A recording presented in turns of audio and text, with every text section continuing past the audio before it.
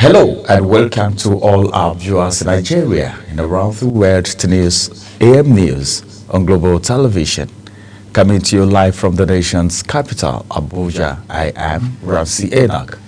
A quick reminder that Global Television is on DSTV channel 365 and Star Times 276. President Bola Tinubu has reassured that his government would ensure equitable development across all regions of the country, with no area left behind. Tinubu stated this in Kaduna at a two-day interactive section on government citizens engagement organized by the Sir Ahmadu Bello Memorial Foundation, represented by the Secretary to the Government of the Federation, George Akume.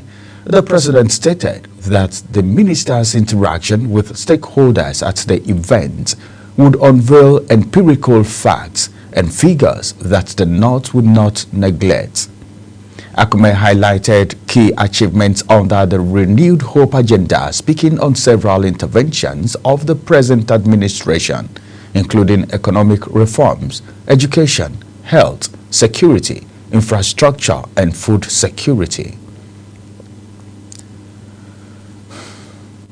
To commemorate with the Benue community, the First Lady of the Federal Republic of Nigeria, Oluremi Tinubu, has donated the sum of 1 billion naira to victims of the recent Yelwata attack in Benue State.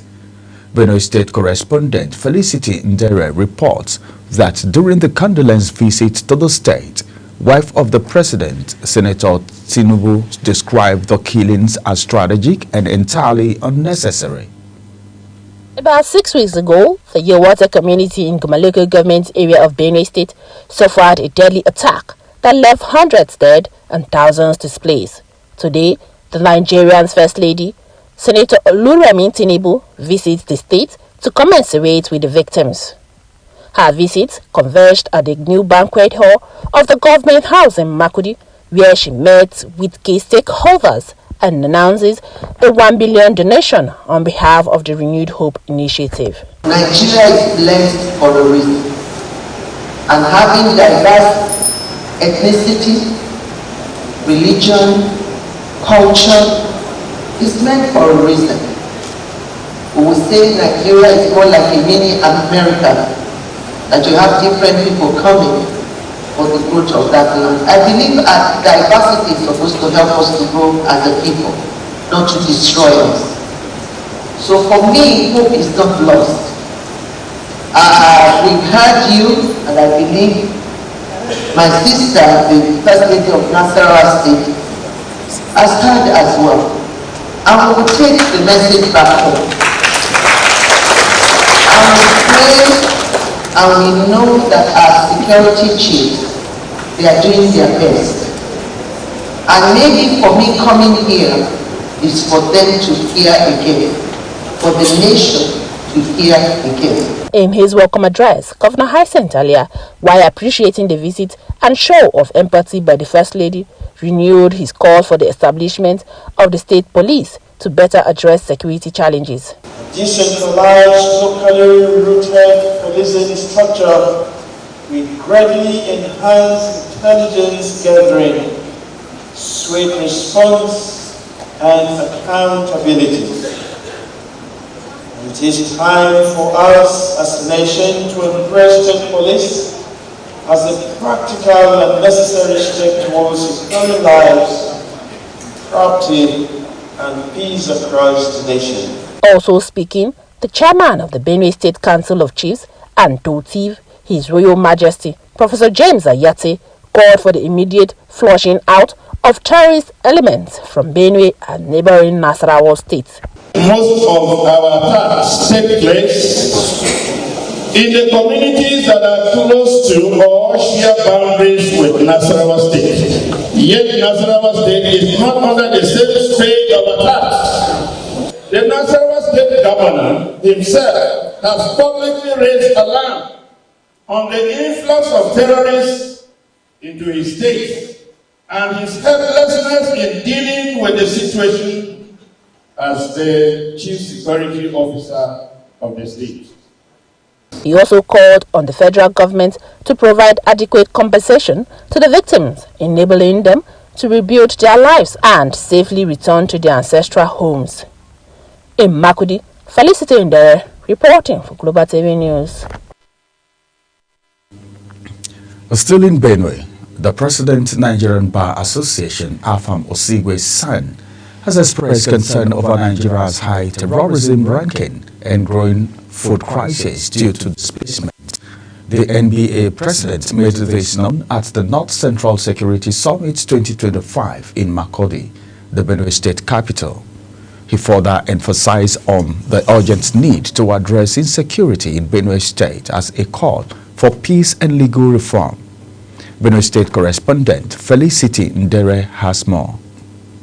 Gotta keep right on searching till I find. The North Central Security Summit 2025 was held in a resounding call for peace, accountability, and legal reform. The President Nigerian Bar Association, Afam Osigwe's son, says the summit will help to discuss policies, legal reforms, and community strategies to improve security and justice with the goal of promoting peace and stability in the region. He emphasized the urgent need to address insecurity, referencing recent violence incidents in the state. Some of the killings we witness are reported to arise out of crisis, ethnic crisis, farmer hider crisis, and we thought that having a conversation around this theme and talking about strengthening our security architecture would go a long way in stemming the tide of these unlawful killings. The Chief of Defense Staff, General Christopher Musa, represented by Air Commodore Olufemi Akinsanya, affirmed that the Nigerian military will uphold the tenets of the law with respect to human rights. Professor David Ikoni and the representative of the traditional rulers, His Royal Highness George Ede, highlighted security lapses while stressing the importance of citizens' involvement in intelligence, vigilance, and trust building with law enforcement. Nigeria challenges in security are multi-dimensional. But despite this aggravation, but conscious of our own mandate, we rest assured that the armed forces of Nigeria will continue to execute assigned tasks in accordance with the rule of law, especially human rights and international humanitarian law. They get them arrested initially, and maybe by the time they take them to court, some technicalities in the law will free these same people. And by then they have known that these are the people that have pointed fingers at me and others. That means it makes the communities and their leaders more vulnerable and more insecure.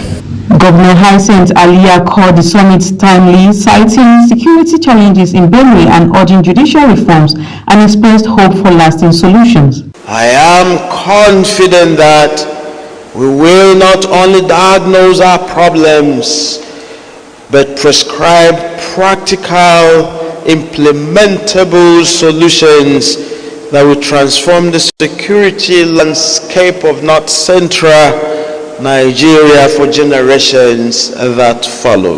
Under the theme Strengthening Security, Rule of Law and Justice Delivery in North Central Nigeria, the three-day summit convened by legal experts, government officials, security personnel, and civil society leaders from across the region.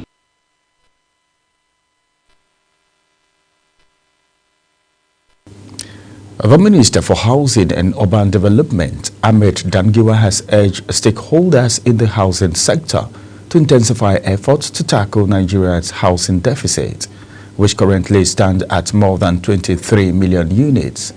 The minister made the appeal during the 19th edition of the African International Housing Show held in Abuja.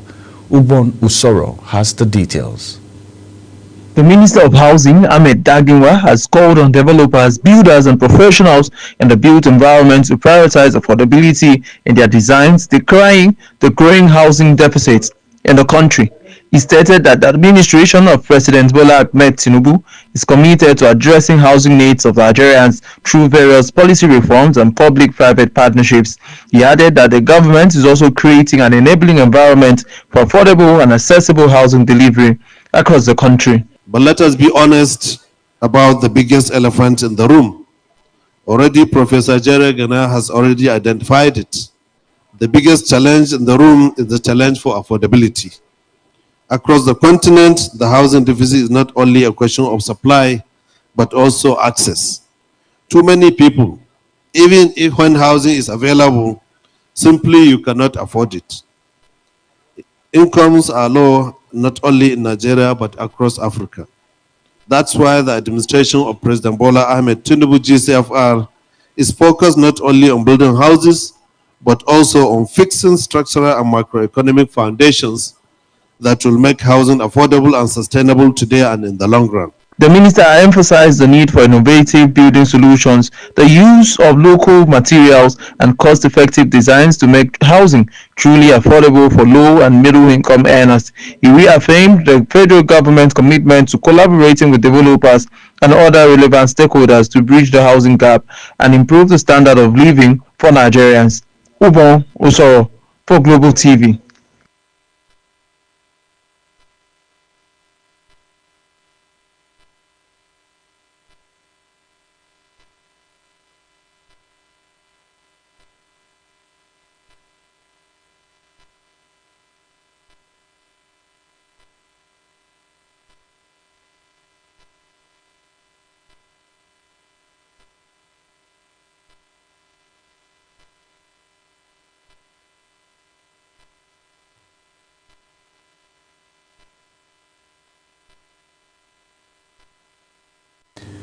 Director General of the Biotechnology Research and Development Agency, Professor Abdullahi Mustafa, says Nigeria must embrace a safe and ethical technological innovation to tackle food insecurity and climate challenges in the country.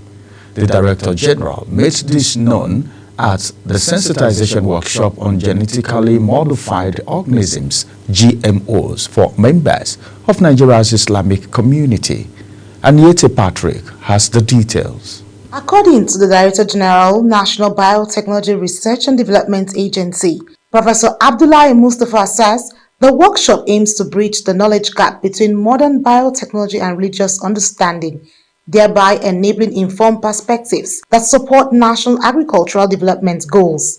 According to him, with Islamic teachings emphasizing food safety and wholesomeness, it is essential that any biotechnological advancement aligns with Sharia principles of health, dignity, and well-being. And let the people know that this crop has no harm. Let the people know that this crop is something that when they use is going to bring a lot of fortune in terms of mitigating the problems of climate change, in terms of bringing wealth, creating wealth, because when you use it, you are going to harvest high yield. Meanwhile, the Director Agric Biotech Department, NAPDA, Dr. Rose Gidado, says the goal of agricultural biotechnology is to increase crop yields, improve food quality, and reduce the environmental impact of farming, ultimately contributing to global food security and sustainable agriculture. Productivity and health through genetic improvement, disease diagnosis and then prevention, nutrition and then feeding strategies, and then improve farming practices such as precision agri, soil conservation, and then efficient water use. So the goal of agricultural biotech is to increase crop yields, improve food quality, and then reduce the environmental impact of farming, ultimately contributing to global food security and sustainable agriculture. Speaking on behalf of the Muslim community, the Secretary to the Chief Imam of the community, Abdullahi Nuhu, commended the government agency for the capacity building and the work put in tackling food insecurity in the country. We will at all points in time support you spiritually. The high-level engagement brought together religious leaders, scientists, regulators, and civil society groups in a bid to bridge science and faith. Aniete Patrick, Global Television News. You're watching the live broadcast of AM News. When AM News returns, we'll bring you the rest of the story. Stay with us.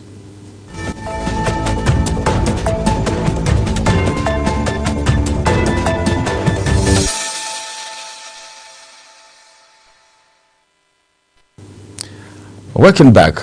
Let's take you to the world of business, where the Senate Committee on Public Account has granted 3 weeks to the Group Chief Executive Officer of Nigerian National Petroleum Company Limited, NNPCL, Bayo Ojulari, for a comprehensive report on the 210 trillion naira allegedly misappropriated from 2017 to 2023. This followed a plea made by the NNPCL GCEO before the committee in order to enable him look into the said financial audit report.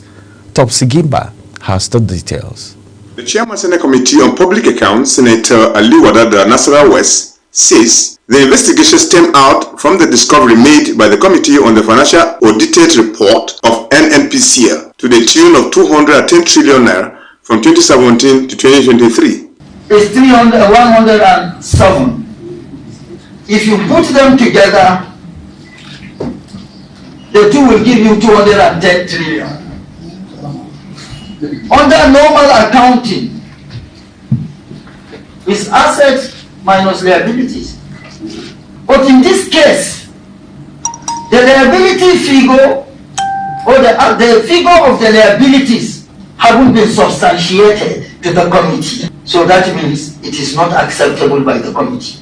So 103 trillion on the liability side is not acceptable to the committee because it has not been substantiated. The Group Chief Executive Officer NNPCL, Engineer Bayo Ojulari, pleaded with the members of the committee to consider and give him additional time to look into the report following the fact that he was new in the system. Some time to quick look into this specific perspective that you have given. Personally, I need to understand that the GCEO, I need to understand these issues myself so that I can ensure appropriate representation whenever we have to appear before you. I will also make a plea, Mr. Chairman, sir. The technicalities of these details, if you could permit me to ensure that at least I have a crack team of about 3 to 4 people specifically to dig into these questions. I was asking my CFO if he has a copy, because I don't think, no matter how much we try, that we can give you satisfactory response. After wider consultation among themselves, the members of the committee granted 3 weeks to the Group Chief Executive Officer, NNPC Engineer Bayo Ojulari. Topsy Gimba, reporting for Global Television News. The International Monetary Fund, IMF, has raised its global growth forecast for 2025 to 3.0%, crediting a rush in global tragedy activity as firms move to beat looming U.S. tariff. The IMF chief economist, Pierre-Olivier Gonicha, warns that the momentum is artificial and driven by distortions. Mukhtar Kasim reports.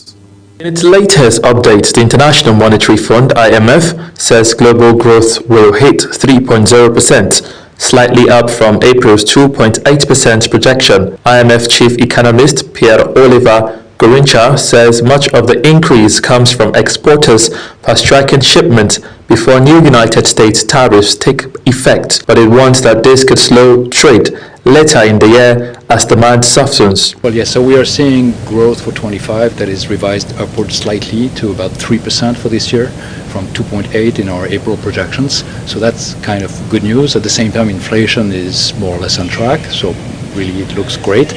But as we point out, there are reasons to be very cautious. So first is the tariff shock is in fact not as bad as we were projecting in early April. Why? Well, because there have been pauses that have been announced, and then there have been some announcement of trade deals with a number of countries, and we're expecting to see tariff rates that are lower than what we were projecting in early April. To give you a sense, around 17% for US tariffs on the rest of the world. Back in April, we're expecting something of the order of 24%. The United States is forecast to grow by 1.9%, while China edges up to 4.8%, aided by temporary tariff pause. Europe sees modest gains driven by pharmaceutical exports from Ireland, but the IMF says tariff-driven inflation and uncertainty remains key risks. And then oil prices, which have been somewhat declining in the last year and are expected to also continue remaining relatively low compared to their 2024 level, that is a source of revenues for the Russian economy, and that's also weighing down on their economic prospects. So all of these things account for the downward revision that we're seeing.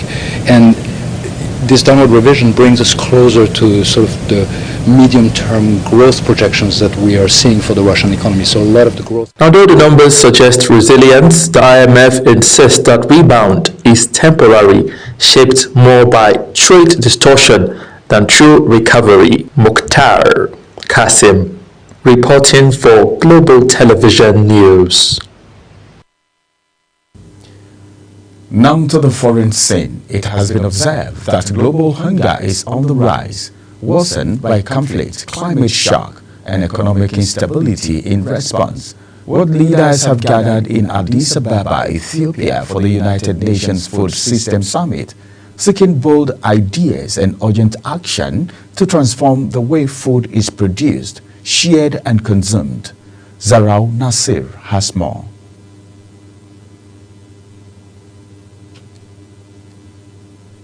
Against the backdrop of worsening humanitarian crisis in regions like Sudan and Gaza, the Ethiopian capital has become a hub of global dialogue on food and survival. At the heart of this year's UN Food Systems Summit is a single message: hunger is not inevitable, and transforming food systems is a global responsibility. For Ethiopia's Prime Minister, Abiy Ahmed, the summit is an opportunity to reposition Africa from a continent seen as vulnerable to one recognized for its vast agricultural potential. Despite progress, the African continent faces mounting challenges. Yet Africa can feed itself and help feed the world. But this requires, first, development financing. Africa needs predictable concessional finance to invest in agriculture, rural transformation, infrastructure, and nutrition. Italy's Prime Minister, Giorgia Meloni, emphasized the importance of global cooperation that prioritizes local empowerment and sustainability. Insecurity is therefore, in its every aspect, a political issue, but not only. It is also and above all an economic issue. We would be making a serious mistake if we limited ourselves to looking at food systems through the face of poverty, suffering, and hunger. Food systems are an engine of growth and development, both for the most fragile nations and for those that are economically more solid.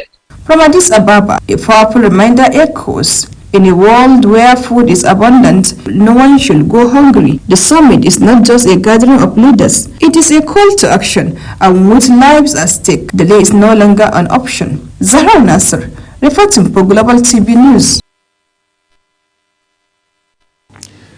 Now to the world of sports. Nigerian top striker Victor Osimhen is set to arrive in Istanbul this week as Galatasaray will prepare to unveil the Nigerian striker following the finalization of his €75 million transfer from Napoli. Abdullah Kavulcu, vice president of Galatasaray, is expected to travel to Italy this week to complete the transfer. The anticipation among Galatasaray fans is coming to an end, with the club's management ready to bring the world-renowned striker to Istanbul once the paperwork is completed. And that's it on AM News. A quick reminder that Global Television is on DSTV channel 365 and StarTimes channel 276. And you can follow us across all social media platforms now showing on your screen using @Global TV NG. I am Ramsey Enoch Agbo. Thank you for watching.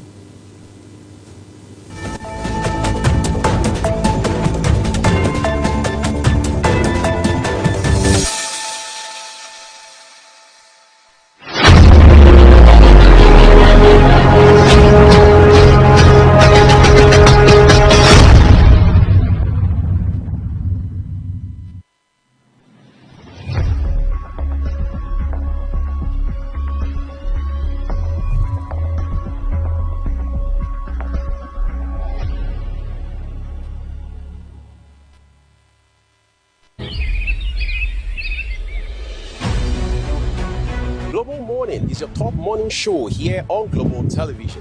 We bring you fresh news updates daily while delving into a variety of current affairs and topics.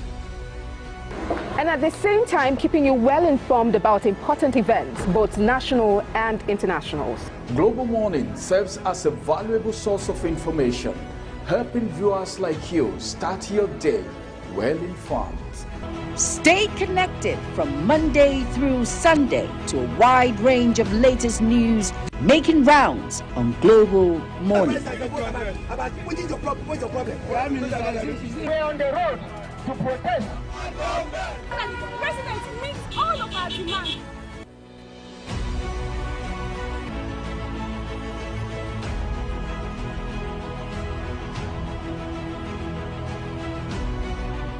This is Global Morning.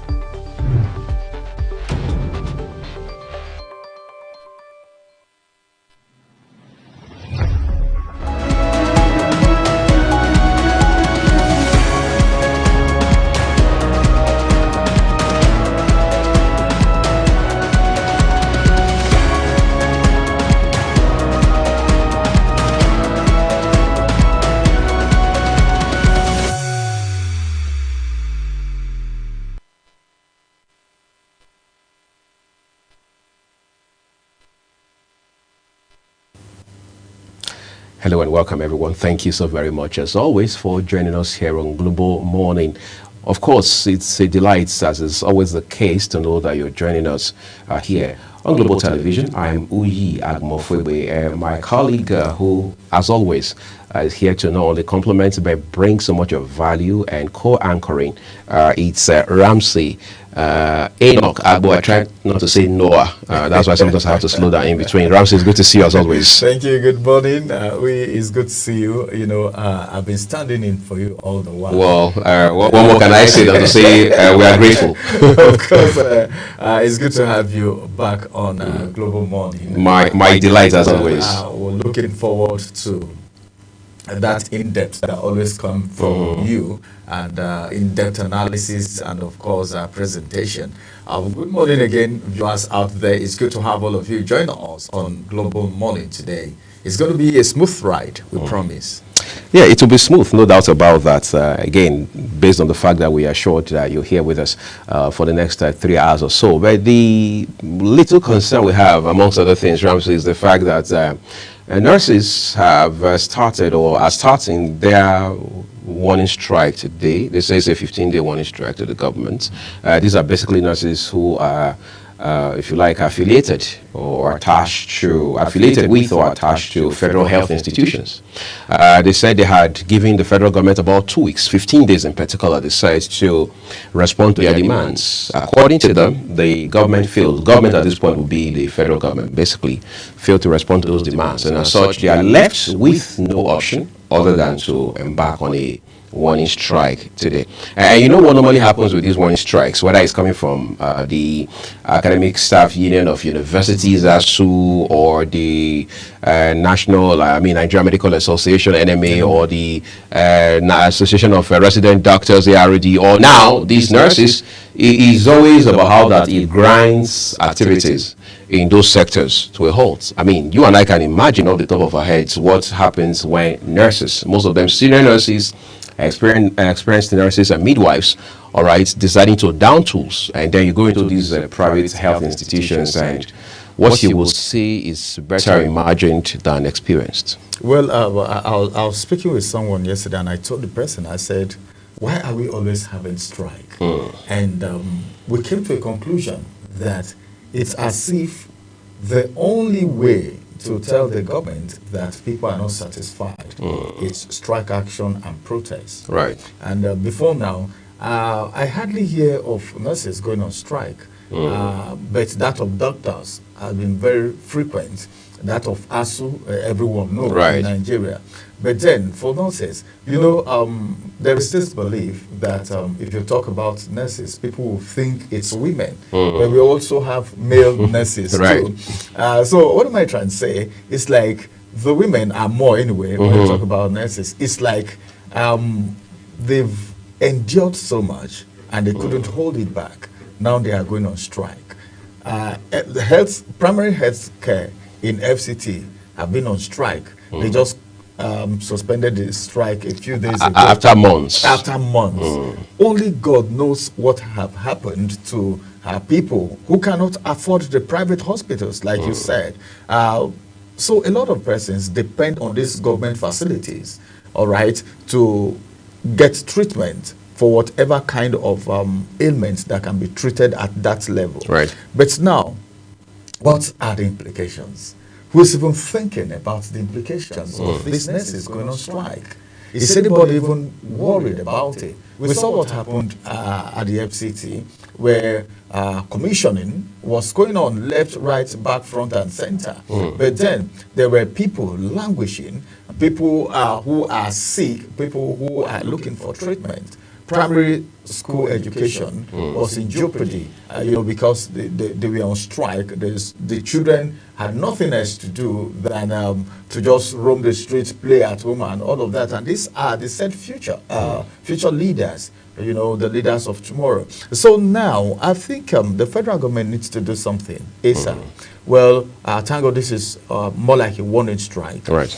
Before the expiration of the number of days, I think the federal government, as usual, should get to the negotiation table with its nurses, so that not just because of the nurses, not because of the federal government or people in political offices, but because of the average Nigerians. Right. People are struggling to feed, and the economy is biting hard. Then there have been a cry long time ago that people cannot even afford drugs. Right. So a lot of people are relying on these government facilities.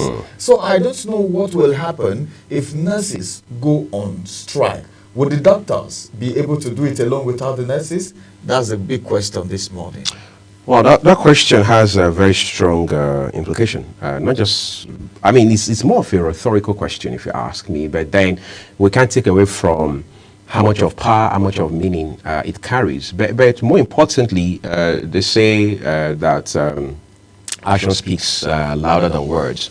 One time I spoke very extensively on live television with a former chapter chairman of ASU, all right, of a federal university, and I asked him very pointedly, I said, how is it that lecturers, most of them senior lecturers, professors, associate professors, knowing the implications of industrial action, what we call strike action, for example, still decide to toe that path, opt for that route? Don't they realize how much of damage it does to the fabrics of institutions of higher learning? And he said, look, the way it works, is by the time you see academics going on strike, realize, you've got to know that they have exhausted all the other options. They've tried to use all the other options, negotiations, reminders, warning of all kinds and stuff like that. So when they all fail, the only option left, the last line of action, the last resort for us is to go on strike. But the question is, who is the gatekeeper in this case? Is it the government? If we say government, that sounds a little ambiguous as well. Is it the president? Is it the minister in that respective ministry? For example, in the case of health, what is the minister of health, whether the senior minister, as it's called, or the, minister of state doing in this regard? What are the agencies of government that are directly tied to the Ministry of Health doing in this regard? What are the authorities generally doing about this? It's very important, because in the end, it's about service to people. You and I were here, Ramsey, where even up till last year, it was part of news. It was big headline of how that even University College Hospital, UCH Ibadan, didn't have light. In some cases, these blackouts affected critical wards, including ICUs, intensive care units of these foremost health institutions in Nigeria. It's worrisome. It's nerve-wracking. It drives you nuts, because you're trying to imagine, even though you may not have a loved one there, how it feels for someone who is on critical life support at that point in time. But you see, they say when you do the wrong things long enough, they become normal. Now, finally, this strike starts today, unless, of course, something drastic happens to disrupt that process. And that drastic action has to be something that answers directly to the question that these nurses are asking. Now, if this strike goes on, the question is, how much will it even change the narrative in terms of what we see in the health sector, whether it's about investing in critical systems in the health sector, structures, or addressing issues around the allowances and overall well-being or welfare of those who work in this sector. There are things we don't want to say on television, so we don't dampen the hope and shine of Nigerians, especially our viewers this morning. It's midweek. Well, sometimes you don't have any other option left, right? Like you talked about, than to lay it all bare. Yes, yeah. When you don't have any option left, you just go do what you feel is the last option. Right.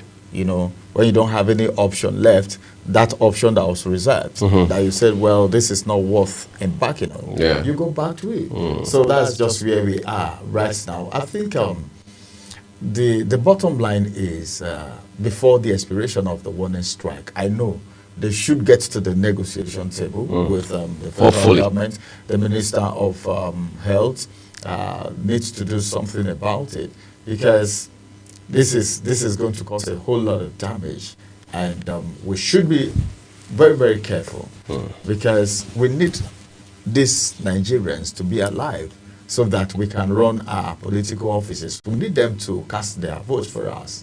So, in other words, they need to be alive. Right. Well, let's keep staying alive, whatever it takes to make that happen, whether it's the government that needs to play its part or citizens who needs to play their role and well, just contribute their own quota.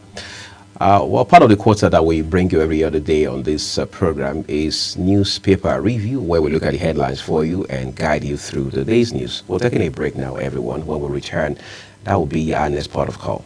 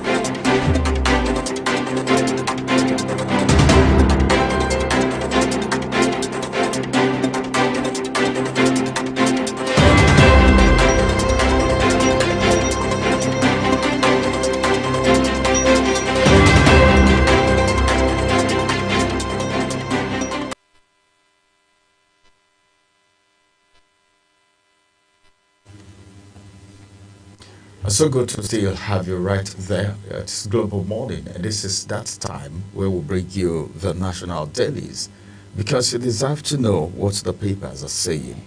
Beginning from the National Star this morning, we have some very big headlines. This one says, Tinubu has reduced Boko Haram bandit attack, says Ribadu. All right, details read on page 10. The federal government rescues stranded Nigerian workers in Central African Republic. Details you can find on page 7. I think there was a disclaimer that came from one of the presses that took them to Central African Republic, saying it's not like they were abandoned.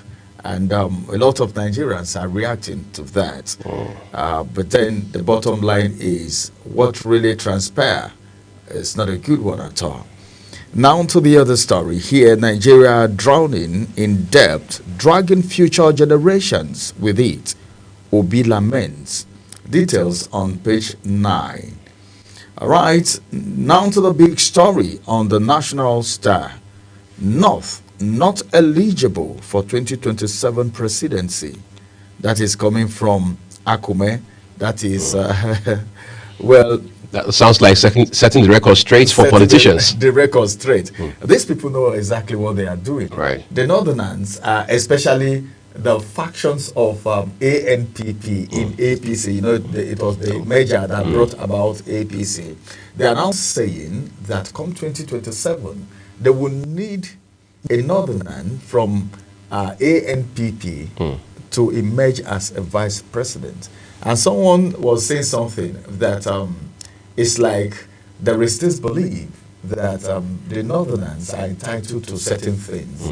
Just like the chairman of ADC made a statement saying it is time for the North to get a grip of ADC because there is supposed to be equal treatment. Now from the South, it should go to Southeast, it should go to Southwest, it should go to the North. And a lot of people are saying, well, it's like they are trying to make ADC a regional party, as the case may be. The ADC, of course, is the, if you like, SPV, the special purpose vehicle for the coalition. For the coalition, right now. As it is, we don't even know who is going to be fielded as the presidential candidate of the ADC in 2027.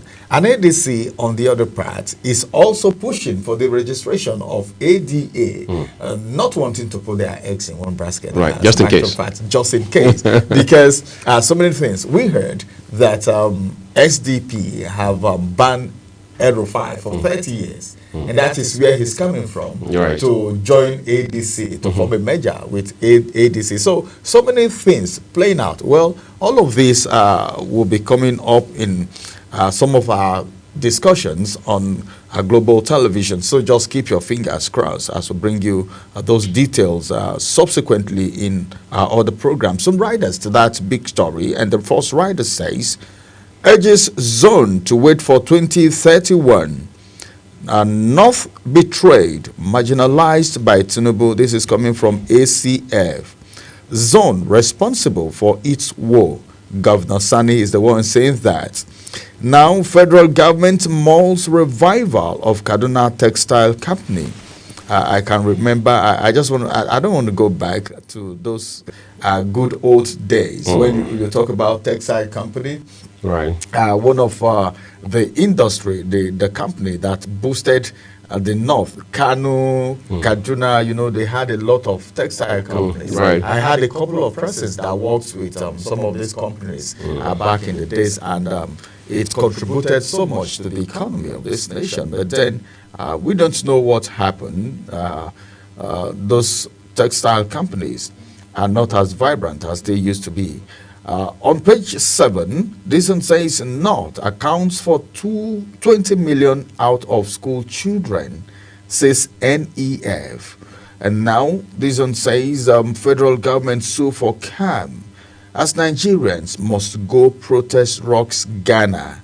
Oh my God. Remember Ghana must go? Right. More now like Nigeria must go. Yes, tables have turned. Tables have turned. Wow, I'm not feeling good about this. Basically, just for the benefit of our viewers this morning, we understand that, or we are hearing that some of the things they're accusing Nigerians of over there is prostitution, ritual killing, things around some Nigerians taking their jobs, and all of that. But again, let's be clear, this is not the first time this kind of, if you like, strife, all right, or tussle is coming up between Nigerians who are based in Ghana, across that country, and Ghanaians over there.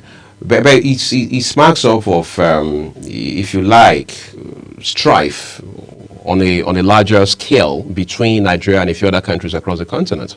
I mean, for the records, this is a continent of 54 nations, right? We have not forgotten, just in a hurry, the xenophobia in South Africa, for example, where again became a platform for fake news vendors, merchants to thrive at that time. But the issues were very clear. There were South Africans who were not comfortable with Nigerians being there. Yes, you had, who knows, maybe a handful of Nigerians who were overstepping their bounds, who were breaking the laws, like you have in other countries, like you have citizens from other nations doing, other countries and things like that. We also like the fact that Nigerians did respond at that point in time. That was more like the early days of former presidents, now deceased, God rest his soul, Muhammadu Buhari in office. There's a bigger conversation, I think, Ramsey, we should have about this, all right? Cooperation amongst African nations, for example. You see, the way governments interact can go a long way in shaping and determining how citizens also interface at different levels, whether economic, social, and otherwise. Let's not also forget that Nigerians bring a lot of economic value to Ghana by way of education, for example. I mean, you have no idea how many Nigerians are schooling in Ghana, especially at the tertiary level. So if you were to crunch the numbers, you'll be shocked, I guess, to see how much Nigerians spend in Ghana just funding university education for their children and wards who are over there. So we also need to now, again, ask ourselves, how is the Nigerian authority or our Nigerian authorities responding to this, whether it's the Ministry of Foreign Affairs under the leadership of Ambassador Yusuf Tuga, or the Nigerian Diaspora Commission under the leadership of Abike Dabiri-Erewa and things like that, because these diplomatic responses they're crucial and they are vital. So we hope this does not cascade into a crisis, and then that also would mean that immediate action is very important. All right, that's serious. I think the explanation goes down. That discussion is vital, and it's so good that Nigerians get to know all of these details. Right. Now, hope rises for Chibok girls. Leah Sharibu released. Oh my God! Good Finally. News. Good news. Oh my God! I would love to see her. Oh, how would she be looking right now? Well, as worried people say, pictures don't lie, even though we know AI is changing the narrative real fast. Leah Sharibu released, so she's alive. The family must be very happy. Right. I think we need to get the details. This is 11 years and counting. 11 years and counting. Wow. In terrorist camp? That's right. But guided on conduct of local government area elections, INEC tells SEX FIRS stops issuance of tax exemption certificates. Like Cameroon's Biya, Ivory Coast President Katara 83 seeks another term. Right, African leaders. Right. I don't know. But I think it's not just in Africa. Is it just in Africa that people get into this office and they don't want to leave again? Okay, we may say it's a human factor, Ramsey, but then the tendency on this continent is on a level that can keep you up all night. Okay, maybe Ivory Coast is a bit further away from us, but let's look at our backyard. Look at Paul Biya in Cameroon, for example. He's also around that age, 83, and now the man says he wants to run again. And we see some moves he has made recently, promoting some people, giving some others a head start, giving some what Cameroonians have even called undue advantage or fair advantage and things like that. Some people say, well, let's not even talk about the longevity in office, the time spent in office and all of that. Let's look at the impact. You have people in this across these African nations who have been in office for decades, 20, 30, 40, 50 years. Mugabe, well, blessed memory now, was an example in that regard. But nobody's going to agree in their right mind that he was a shining example. Yes, people say, well, he tried as much as he could while he held sway in Zimbabwe to ward off foreign interference, whether it was the International Monetary Fund or the World Bank, and all of those influences from the global West and things like that. But did it move Zimbabwe on any front from point A to point B? Well, the numbers are there to look at. The stats are there. They don't lie. And then you look at other African countries where in some cases to disrupt the trajectory, we have seen coups, whether it's in the Niger Republic or in Mali or somewhere across, Burkina Faso and other countries, even beyond West Africa. So the long and short of the story is, how do we ensure that even though we have people who say, well, democracy is not our thing, it's not indigenous, it is alien to us, we are able to evolve a system of government and governance that works for us, that provides that sort of leadership that answers the questions that citizens across this continent, over 1 billion human beings, are asking every day. Let's move up to East Africa, for example, Rwanda, where we have Paul Kagame. There are people who say, well, the man is doing an amazing work there, but he continues to stifle dissenting voices. He continues to suppress and repress those who are not in his camp. So there's virtually no opposition. Those who want to be vehement in their opposition have to leave the country for him and things like that. So how do we marry all of this for a man who, by some standards, is adjudged by many as, well, driving growth and development in the country, but then is, on the other hand, also stifling human rights, preventing human rights from thriving and things like that. So a lot of questions now. Maybe we need to have a sit down. Well, I think it calls for research. Right, it does. It calls for research. And I don't know if anyone would ever find out the reason why. Is it because human wants, according to insatiable? They are never satisfied. Is it because of the fame? Sometimes you just keep thinking the fame. Then some of them don't even know that there is a time to leave the planet. And they say, the best time to leave the stage is when the ovation is loudest. So I don't know. But then let's just keep our fingers crossed. If you want to do the research, you can go ahead and do the research. But then I'm yet to come to terms with why some leaders in Africa, irrespective of their age and terms in office, would not want to leave the office in peace.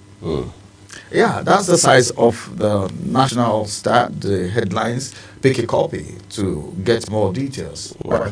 Let's turn to Daily Times quickly, everyone, where we have big headlines, starting with, the one above the nameplates of the Daily Times newspaper this morning. It says here, rector jailed 7 years for running fake degree courses. Rector jailed 7 years for running fake degree courses. That apparently would be a polytechnic, because here it says it's a rector. Well, are there polytechnics that run degree programs? Read up details on page 5 of today's issue of the Daily Times newspaper. The big headline here says 2027, no vacancy in Aso Villa. APC national chairman tells opposition parties. Those details await you on page 2. All right. What's more, you find a picture of Vice President Kashif Shettima right there, and next to him is the Deputy Secretary General of the United Nations, Mrs. Amina Mohammed, one of those Nigerians, making the country proud, putting the continent on the map for the right reasons. Then we bring it further down a little, bottom left. Plateau relatively safer than other northern states. That's credited to Governor Caleb Mufwang of Plateau State. A federal government condemns anti-Nigerian protests in Ghana, moves to prevent reprisal. Quite a brilliant and proactive move there.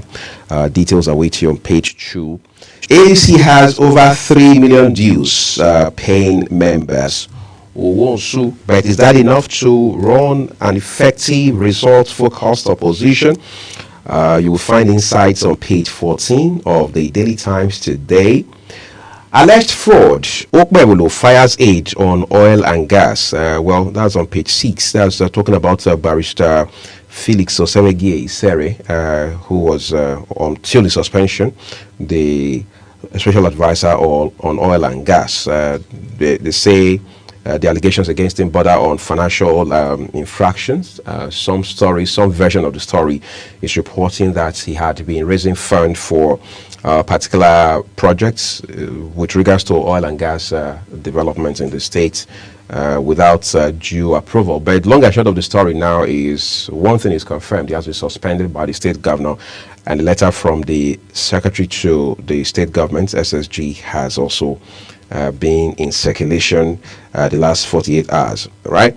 Naira strengthens to 1,553 to the dollar as reserves top 39 billion dollars. Those details are on page 13 of the Daily Times newspaper. Let's talk about this suspension in Edo State for a minute, Ramsey. This is about the third person. If you look at the records, the governor has been in office now for about 8 months. This is the third. First, you had Attorney General and Commissioner for Justice in the states, talking about Dr. Samson Osage, himself a very senior lawyer, one who had been in the legislature, both at the state and the federal level, 2 terms at the Federal House of Representatives, and then he had done a term at the State House of Assembly back in the day. Then he got suspended on the basis of similar allegations. Alongside him was also another very senior aide in the government, Barrister Damian Lawani, who had also been a member of the House of Assembly. Now, the difference between both gentlemen is that while the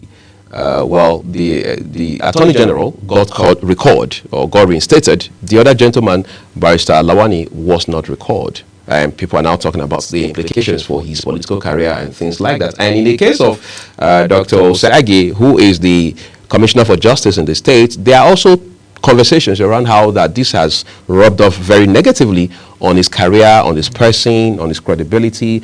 And then you have this third instance of another lawyer who until now we understand was based out in the UK but came to support the governor in the build-up to the election in November of last year, and then now he got appointed as SA on oil and gas to the governor, and here we are with this very weighty allegation that borders on financial impropriety. There are questions around one, did he get due approval for raising funds? Because the speculation we're hearing, even though nobody in government has come to speak to these issues, is that, well, he was suspended because he was trying to raise funds for an event where the Minister of the Minister of Petroleum Resources, Gas, Ekpo, was expected to be in attendance. If you want to understand, is already replicated across the city, especially the city center in Benin and things like that. Now, to the point. Like I mentioned, this is the third instance of suspension on similar charges, or if you like, allegations, as lawyers will call them. And there are those who say, well, did this gentleman get approval for these actions, number one? Number two, whose interest with this 7? Number 3, is there political undertone to these suspensions? Number 4, is it also possible that the government is trying to lead the right way, lead by example, making the public understand that financial rascality or impropriety of any kind will not be tolerated in this government, because we need to show an example to our people, those who elected us to serve them, and things like that. Then there are those who say, well, some of these issues are not as weighty as the government or the politicians in this government want us to believe they are, because there are those who may have infighting amongst themselves and also are using these as opportunities to bring others down so they can rise and things like that. But ultimately, the concern is it not too early on in the lifetime of a 4-year administration to have a third suspension in 8 months? Well, I think one very vital thing for me here is you worked with the governor. Right. Then he got into office and appointed you into a position. Right. Meaning you're not a stranger to him. He knows you. And you got into that office based on trust. This is somebody, probably you, based on that relationship and association, you can say they are very close. All right. And for a person like that to be asked for this kind of reason, it's a pointer that the governor is heading somewhere. And they said if a masquerade is leaving the house and had to flog his own son first, every other person outside had to be careful. Right. Because what the governor is doing now, I think he's sending a message to the people. Like you said, maybe he's not ready to tolerate any financial rascality, you know, and maybe misappropriation. But then the big question is this: why is it these are lawmakers, these are custodians of the law. You know, these are custodians of the law. These are people that are supposed to know the law. Right. And these are people that you are not even supposed to show them any mercy if they contravene the law as custodians of the law. Because to whom much is given, much is expected. So what he's doing right now, let's just keep our fingers crossed. Number one, there is a torchlight on the governor right now with this step that he has taken. That's right. So this, in a way, is going to put him more on his toes. Because he needs to keep this space. His eyes have to be everywhere so that nobody will fall short of the same thing and not be asked. But I'm afraid this is Nigeria, like some persons believe. How many persons is he going to ask out of office as a result of issues like this, which Nigerians believe in, quote, is common with political office holders? So I think, to me, the step is a good one in the right direction. If, in quote, there is no political undertone to it. I don't know. I think viewers should understand what I'm saying. If there is no political undertone to this accent, to this reprimanding, then I would like to say he is doing the right thing. And it will make every other person sit up in his administration. They will know that, this person is different. It's not business as usual. It's not joking. Because for him to ask someone that worked with him and the person got a position, it means every other person. Okay, look at this very senior lawyer, Osage. Maybe after investigation and everything was done, he had to be reinstated. Right. But the other person was not reinstated. You know, so I think it's a warning and it's a good step. And I don't know, I'm being tempted to say every other governor should do the same. I don't know. I just have leadership at because this is cleansing. It is. I mean, no matter how we react to these things, of course, as expected, there are people who get emotional and all sentimental and biased in their perspectives and all that. But I was just going to talk about sincerity of purpose for a second, right? Which is, again, should be ideally the if you like, the overall driving force, right? Sincerity of purpose, because whether I like it or not, we need to focus on what serves the overall interests of the majority of the people. That's very important. And decisions, Ramsey, are very tough to take most times in leadership. Even if you're just a class rep, or as they say in some cases, class captain in a university, you realize that there are decisions sometimes you have to take on behalf of the class, on the one hand, sometimes on behalf of a lecturer. For example, a lecturer gives you a stack of his book to sell, maybe 300 copies of his book to sell. The lecturer tells you this book is 1,500 per copy. He gives you 300 copies. The man knows that he has given you 300 copies. Now, you cannot come back and tell him you are not able to account for 4 of those books, for example. How do you even look at him and say that? Which means at that point in time, there's responsibility in front of you. So, I mean, it's better you bring the books back without selling a copy than to come back telling him you sold 300. I mean, you sold all 300, but you cannot account for 4 copies. It already shows that there's incompetence on your part, whether the books got stolen or somebody paid you, you misappropriated it, or you didn't know how the money, quote unquote, vanished and things like that. So at that level, you realize that leadership can be tough. There are even cases, I mean, I've seen a case, for example, where the head of the department came to the class. This was us, I mean, young people, first semester, 100 level, to say that, look, I'm the HOD, no lecturer has the right to miss lecture, blah, blah, blah, unless with approval from me. And some of these lecturers were, they are professors and they are senior professors. Some of them were senior professors. And he, at that time, was not even yet an associate professor, even though he was the HOD. But here's the problem. He tells the class rep, whose name rings a bell in my head, he says, look, no lecturer on any account can miss their lecture time or miss their lecture altogether without prior approval from me. Now, I'm looking back over my shoulder, I'm asking myself, what was this gentleman, this doctor, somebody actually expecting this younger boy, far younger boy, young enough to be his last boy at home, to do? And then there's this other professor who is not in class, and then the class captain picks up his phone and calls him to say, sir, I just want to politely remind you that you have a lecture for so and so time. The man says, okay, I'll be there. But the story changes once the man shows up. And you know, when a huge lecturer with presence stands in front of a young petite boy, right, and he's yelling the whole class down. This is a lecturer who normally would not even use a public address system in a lecture theater. So you can imagine how he was shouting and yelling like the whole place was going to come collapsing on us. What was his concern? His grounds was, you have no rights whatsoever to call me to remind me of my lecture. You're not the one that gave me a job in this university. I don't work for you.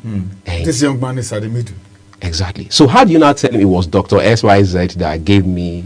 I mean, at that point in time, your heart is hanging between your lips. So what's the point? Leadership. So for somebody in the position of a state chief executive, I mean the governor, you can imagine how tough it can be sometimes, because there's some emotion involved, whether you like it or not. This is somebody who also supported you, came all the way from abroad to support you to win the election, which means even if you had lost the election, it won't take away from the fact that he had made significant sacrifices, coming all the way, perhaps leaving his family, spending his money, and things like that, right? But then you're also asking yourself, what's the overriding interest? Is it that of the people? But again, conscience, sincerity of purpose should be the guiding light in the story. Our next port of call, everyone, is the Daily Trust's newspaper, and Ramsey has those headlines for us. All right, thank you, Oyi. Let's get to the Daily Trust, where we have just a headline. The major headline there is what we have. And it says ACF says North sidelined as Tinubu's men showcase project. ACF says North sidelined as Tinubu's men showcase project. And the front page of the paper, like you can see, those are projects done by Governor Buni of Yobe State. I think that's the size of the headlines from the Daily Trust newspaper this morning. All right, we'll move to the next one here, and it is The Guardian. As seen, always the case. The Guardian has quite beautifully laid out infographics. As a matter of fact, part of it will guide our conversation in the course of the discussion this morning. But we'll begin with the headlines Just immediately beneath the nameplate, top right first, with a picture of Ondo State Governor Lucky Aiyedatiwa. It says, mob lynches police officer's son for beheading brother in Ondo. Those sad details are on page 8 of the Guardian newspaper today. Mob lynches police officer's son for beheading brother in Ondo. NDLEA auctions drug traffickers' properties in Lagos, Kano, Ondo, Ogun, with a picture of the chairman of the National Drug Law Enforcement Agency there, Brigadier General Buba Marwa, retired. A 210 trillion naira audit gap. I needed time to get it right, NNPC boss tells Senate. Yes, he was there yesterday and he told them they should allow him some more time to put the records together. And then the Star headline, Disco's overbilled 2 million customers struggle with metering efficiency. That's our second conversation this morning. Commercial performance of Disco's May 2025. You have it all broken down here for you. So vital insight on the front page of The Guardian. We'll move on to other headlines now. Northern leaders criticize Tinubu's record as governor. Others rally in defense. Nigerians spent 1.3 trillion naira on PMS in June as Dangote marketers deepen competition. Current security architecture can't contain insecurity, Alia says. So what do we do? Well, read up his details on page 30. Then we have some more here. Nigeria's economy to grow by 3.4% this year. That's credited to the International Monetary Funds. This is more like an affirmation because this had previously been said. Two headlines before we're done on the foot of the front page this morning. Federal government auctions or cautions Ghanaians allege ritual killings, prostitution against Nigerians. Federal government cautions as Ghanaians allege ritual killings, prostitution against Nigerians. Okay, what else here? It says Nihoto raises tribunal to sanitize hospitality tourism sector. That's Nigerian Institute of Tourism there. Is said to be raising a tribunal to sanitize hospitality tourism sector. That move has been long overdue, but as they say, better late than never. All right, that will be all the headlines from The Guardian this morning. We'll flip over now to the Nigerian Tribune for you. All right, on the Nigerian Tribune this morning, let's quickly look at the headlines. Transcorp Group revenue grows by 279.7 billion naira. Makinde Abiodun meet in Ibadan to strengthen relationship on agric security and others. IMF raises Nigeria's 2025 growth. All right, growth, that is the forecast to 3.4% amid global optimism. Then now to the big story. Presidency, North should wait till 2031. Akuma is the one saying that. Then some riders to that story. Not getting deserved attention under Tinubu's government. ACF is the one saying that. Tinubu has kept his promises, says Northern Governors Forum. All right. Okay. Tinubu's wife visits Benue, donate 1 billion naira to victims of Header farmer attack. And you can see the picture story right there where she is actually giving out the check to the governor and some other dignitaries, government officials right there. ADC will not condone anti-party activities and indiscipline. This is coming from the acting chairman, David Mag. Some riders to that story. A party to set up 50-man committee on manifesto. Godfather scheming to hijack ADC. Lokman cautions David Mag. Details read on page 13. PDP blast ADC, accuses party of unprovoked attack. One rider to that story and it says it remains strong, vows to beat APC in 2027. That's the reason some persons are asking of the real ideology of this political party, this coalition. If it is all about unseating the president or all about Nigeria. But then they said they are setting up a committee to come out with their manifesto. That I think Nigerians are eager to really see what their manifestos are. But then, same people in another car. That's the size of the headlines from the Nigerian Tribune this morning. All right, so The Guardian is the next one before we take a quick break now. Let's look at The Guardian. The Vanguard, I should say, for you. Top above the name mast first. It says, states tackle federal governments over equity ownership of discos NDPAC. IMF upgrades Nigeria's economic growth forecast to 3.4%. Incidentally, that headline is replicated across dailies today. Saraki to supporters, I didn't direct anyone to join ADC. Okay, what's more?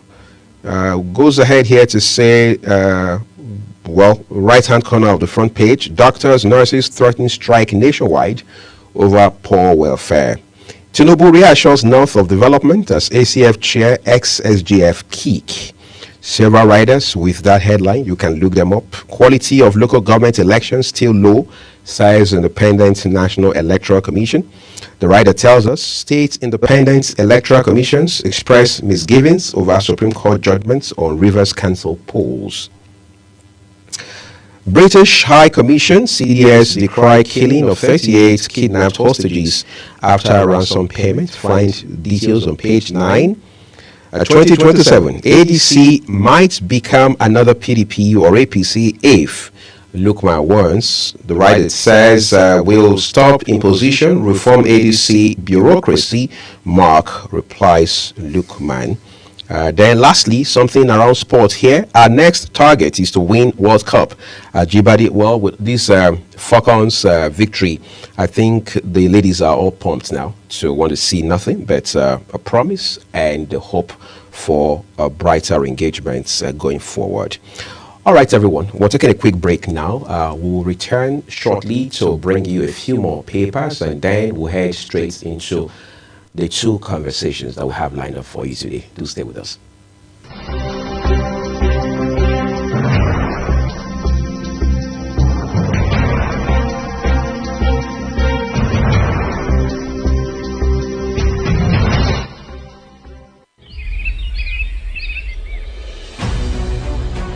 Global Morning is your top morning show here on Global Television. We bring you fresh news updates daily, while delving into a variety of current affairs and topics. And at the same time, keeping you well informed about important events, both national and internationals. Global Morning serves as a valuable source of information, helping viewers like you start your day well informed. Stay connected from Monday through Sunday to a wide range of latest news making rounds on Global Morning. We're on the road to protest. And the president meets all of our demands.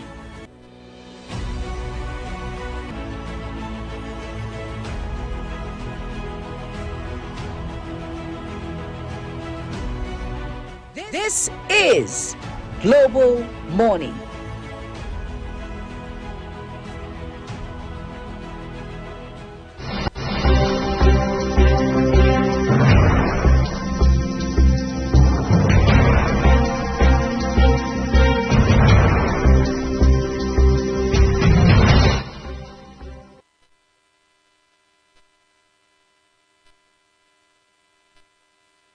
Are you coming?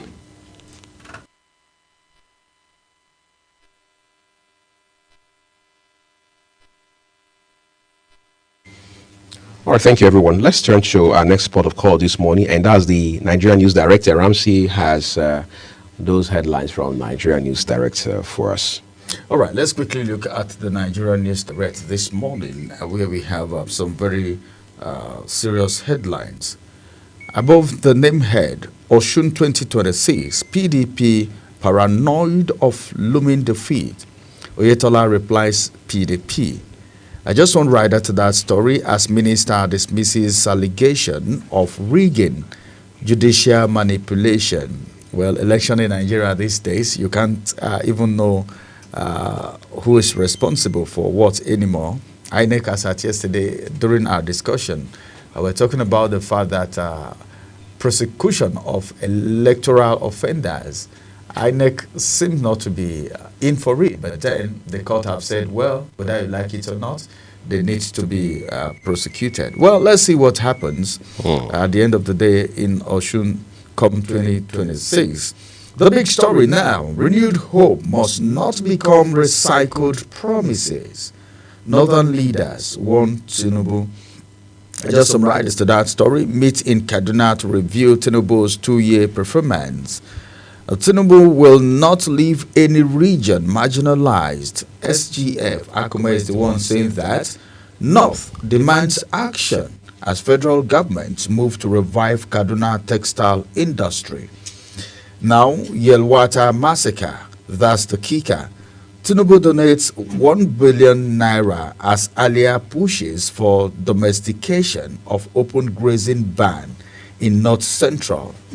Tinubu, some papers say the wife was there. Well, what can you say about the woman without the husband? Right. So the Nigerian News Direct is saying Tinubu, other papers says Tinubu's wife. Well, this one says Euro Money Award. First Bank backs Nigeria's best bank for ESG second consecutive year. CAC to the list 100,000 dormant companies. Canoe accident claims 6 lives in Jigawa State. That's unfortunate there. May they so rest in peace.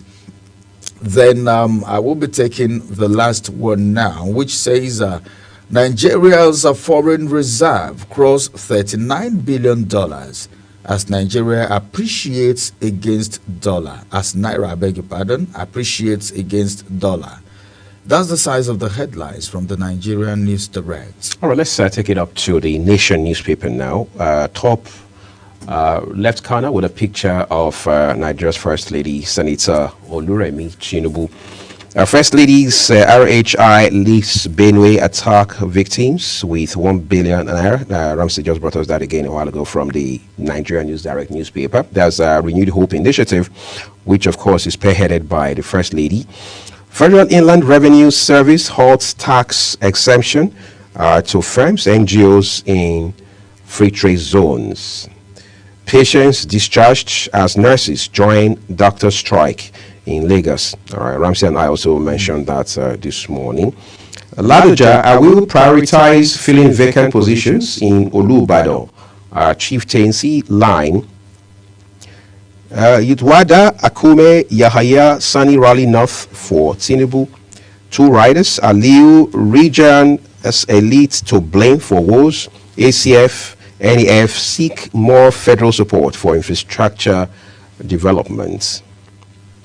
What's more, Tinubu carrying people along in governance, says Shetima. Aso Villa not vacant till 2031. President fulfilling promise to region. PDP ADC lock horns in supremacy battle.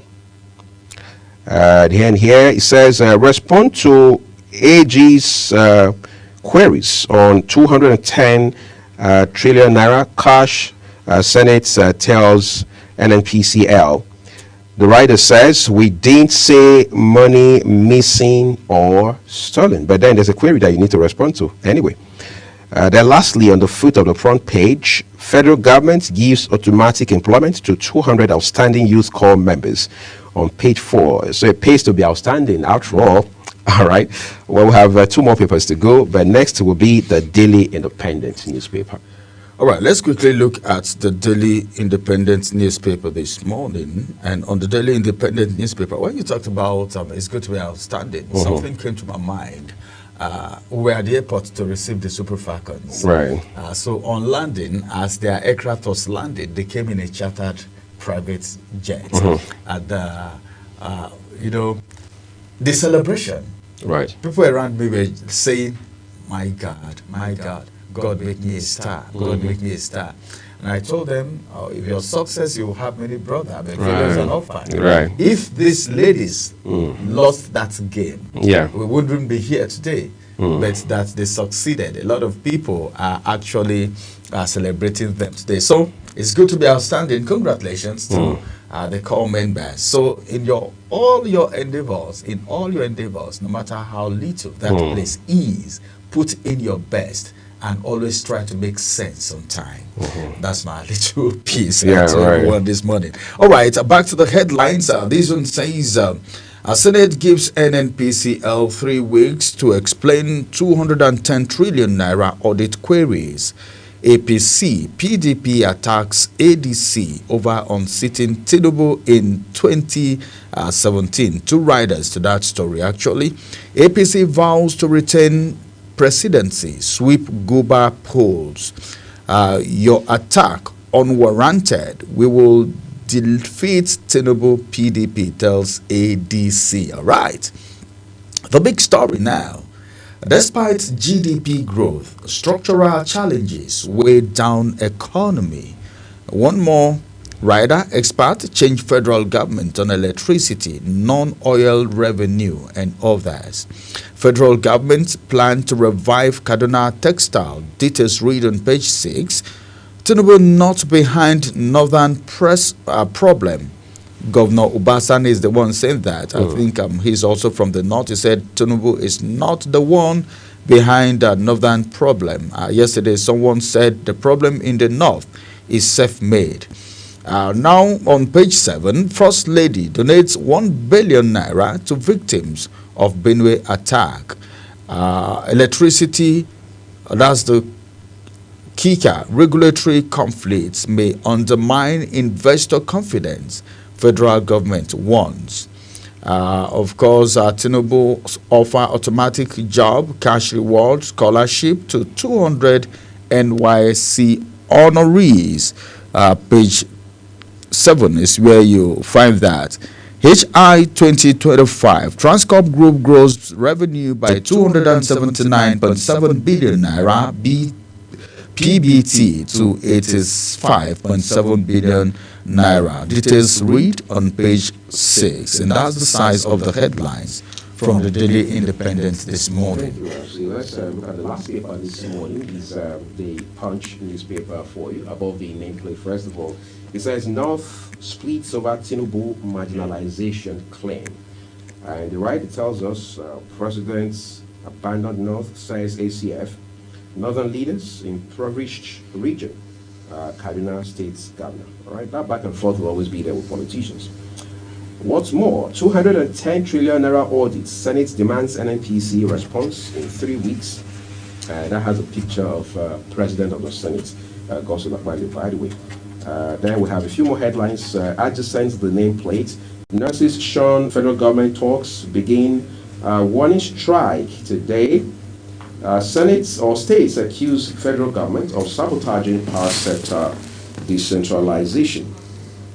And then the star headline here, power rotation debate heats up as North reviews Tinubu's scorecard. That headline comes with 2 riders. Tinubu must complete 8 years, say Afenifere Middle Belt Forum. Opposition tackle APC's zoning stand. And then Nigerian Institute of Tourism sets up panel to sanction tourism offenders. Olubadan Olakunleyin for burial August 8th. That's just a matter of days away now. But then we'll keep our fingers crossed and we'll continue to follow those developments for you as well. That's where we draw the curtains on the newspaper review segment. But just to remind all of our viewers that the headlines we bring for you as published by their respective publishers, Global Television or the team on Global Morning, does not in any way make any contributions or have any sort of editorial latitude over these publications. We just bring them to you as published by their respective publishers, and we do hope you're guided through the day's news. We'll take a quick break now. The rest of the program continues.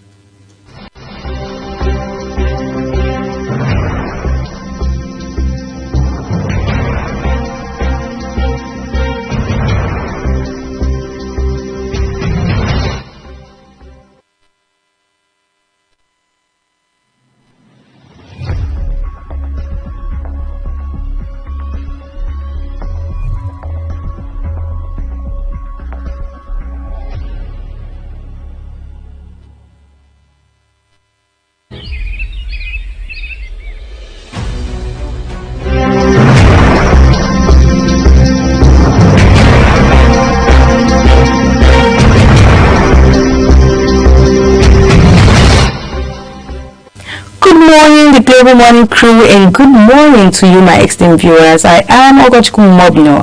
So what's buzzing today on the internet? It's no news that the Super Falcon has made Nigerian proud by flying the flag high once again. The Super Falcon on Saturday won the WAFCON 2025 game, making it the 10th time they are winning the WAFCON, and this is a big one for Nigeria. The Super Falcon also were welcomed by the president, and also different things were promised to them, including a 3-bedroom flat in the Renewed Hope Estate, and also $100,000, to each Super Falcon player who was part of the tournament, and $50,000 to each of the technical crew, which is a big one. Everybody's happy about that. The nation is buzzing with excitement after that win against Morocco 3-2. But then again, what is social media saying? A social media commentator, Maurice Monye, questioned the $100,000 reward for Super Falcons, calls it excessive amid Nigerians' economic struggle. Maurice Monye has stirred reactions online after calling the $100,000 reward promised to each Super Falcon player a bit excessive given Nigerians' current economic realities. Monye shared his thoughts via X, writing, "With the widespread poverty and excessive borrowing we are doing, the $100,000 reward money for each Super Falcon is a bit excessive." He clarified that while the intention behind the reward is commendable, the country's priorities need to be re-examined. Is this your own thought? Do you think that? Honestly, we need to take a look at this short clip when the president actually welcomed the guests. So please, let's take a look at the short clip. At the presidential reception held in the honor of 24 players, President Bola Ahmed Tinubu awarded each player and technical crew members the title of the Office of the Order of the Niger. He also directed the allocation of 1 3-bedroom apartment to each player and technical crew member in the government's Renewed Hope housing scheme. The president approved a cash award of the Naira equivalent of $100,000 to each of the 24 players and $50,000 equivalent to each technical team members. On behalf of the grateful nation, I hereby conferred on the players the 11-man technical team with national honor. In addition, there is a cash award of the Naira equivalent of $100,000 each. The president recounted the emotional moment of the final match, noting how the team performance lifted the nation's spirit and united Nigerians from all walks of life. The president assured the team of his administration continued support and commitment to sports development, pledging that the government will invest further in women, football and youth talent development across the country. The First Lady Senator Oluremi Tinubu described the Super Falcons as role model and shining examples of courage and excellence. You are all role models to our young boys in Nigeria and across the continent. You are showing them what is possible if we work hard and increase of virtue, and they too can rise to greatness. Super Falcons captain Rashidat Ajibade says the victory was for team and for... Wow. That's a commendable one by the president, but then again, like I said, Monye did not really accept that. He feels like, in as much as it is commendable, he feels like the amount was over the board, to the Super Falcons. Some persons on social media are saying different things, and we're going to be taking comments today. Our first comment is coming from Nancy Chi, and Nancy Chi says, "Nothing but the truth. Hunger, if only they invested that money in our economy, it could have been a good idea." This is your own thought, and it is actually a very good opinion, honestly. Our second comment is coming from Onyinyechi Mabel, and Onyinyechi says, "Just wait until our soldiers, doctors, teachers, nurses, and others doing critical work across the country start demanding better pay. Then suddenly they'll say we can't afford such luxury." To be very honest, doctors, teachers have recently been on strike, and we've not even heard anything like this. Even not even a compensation. And recently, the retired police also went on strike. They actually started protesting against not being paid their rights when it is time, pension and all of that. And we've not heard anything concerning that. And so there are bells raising right now concerning this whole thing. In as much as we love the Super Falcons, we are proud of them, we are proud of what they've done for the nation, but we think this is a bit too much. If you should calculate that money in Naira, you would know that that money is not a small money. Well, the third and the last but not the least comment is coming from Body Glams. And Body Glams says, I think it's a good incentive, and this will also encourage Nigerians to do greater in sport field. I also know my Nigeria people so well that if nothing was given or little was given to the players, same people will make posts comparing other countries that give far much more to their players. This is typical Nigeria behavior. You can never please Nigerians. Well, worth it. That's it. You can never please Nigerians, like she ends her quote. So I always say this, whatever you do in this life, just know that you can only please some set of persons, you cannot please everybody. So some persons, they feel it is cool, like Glams is saying, she's okay with it, she doesn't see any problem with the money. These girls played their hearts out all night and they've done the country proud. To be very honest, if they did not win that match, I'm sure a lot of persons who are supporting them right now will still go online to troll them. And if the president must have gone under or lower than this price, some persons will still say, after the money the country has, after everything the country has, you are still paying these girls peanuts. So what exactly will the president do?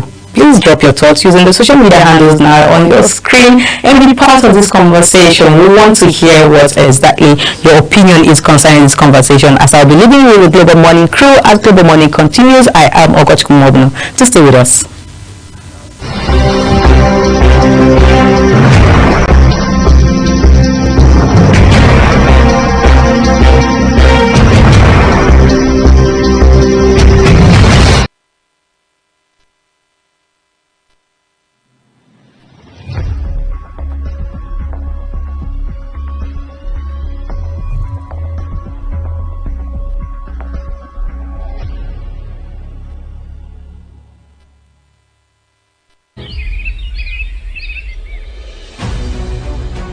Global Morning is your top morning show here on Global Television.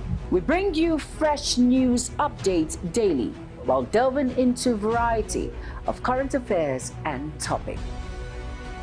And at the same time, keeping you well informed about important events, both national and international. Global Morning serves as a valuable source of information, helping viewers like you start your day well informed. Stay connected from Monday through Sunday to a wide range of latest news making rounds on Global Morning. We're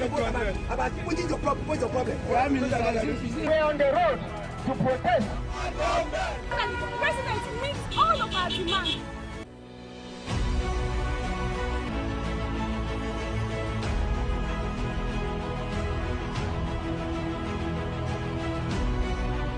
This is Global Morning.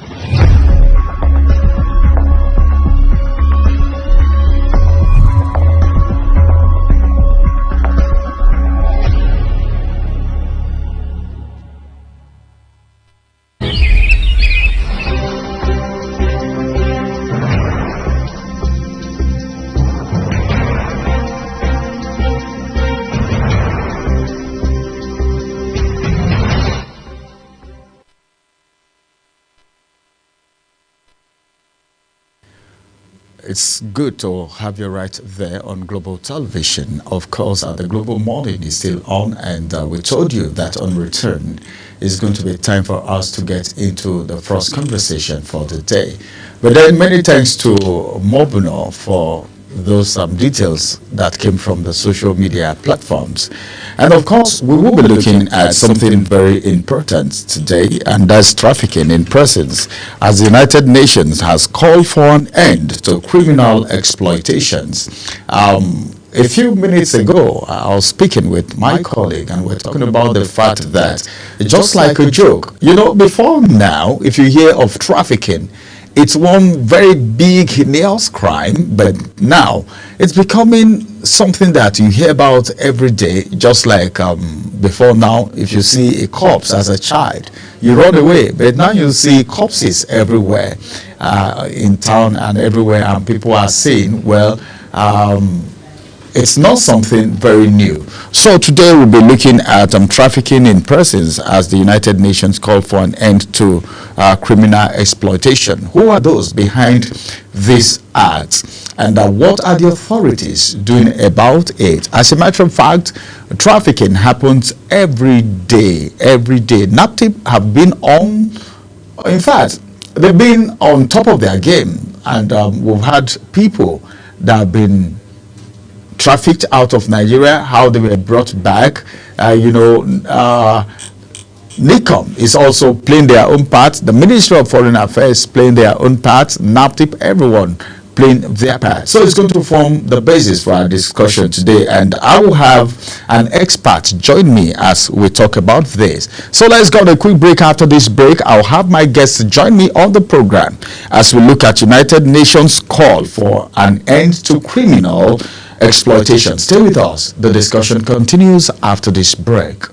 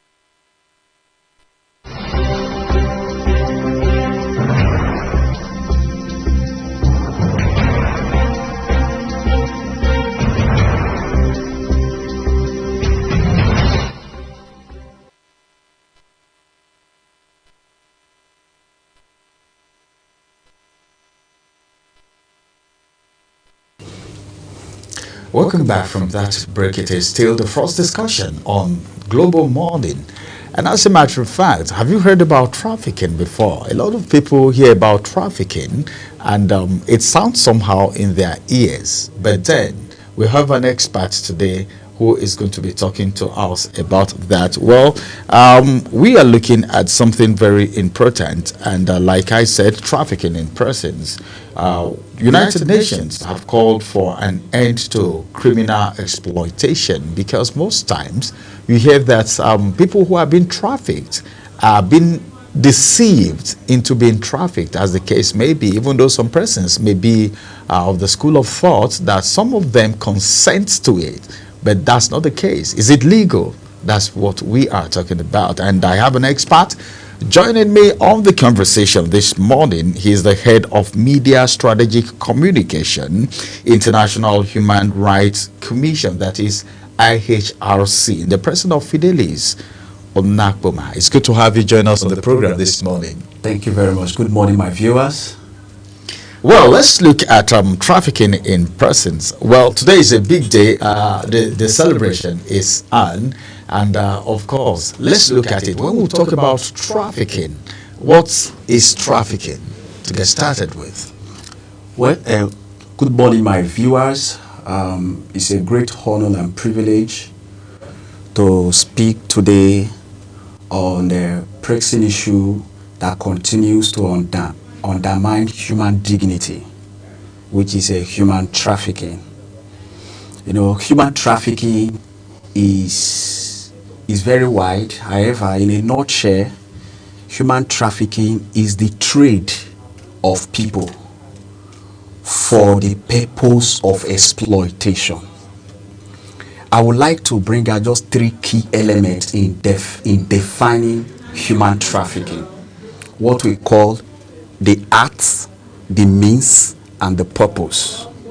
For example, I would say human trafficking by acts, they uses transportation, transporting, recruiting, harboring.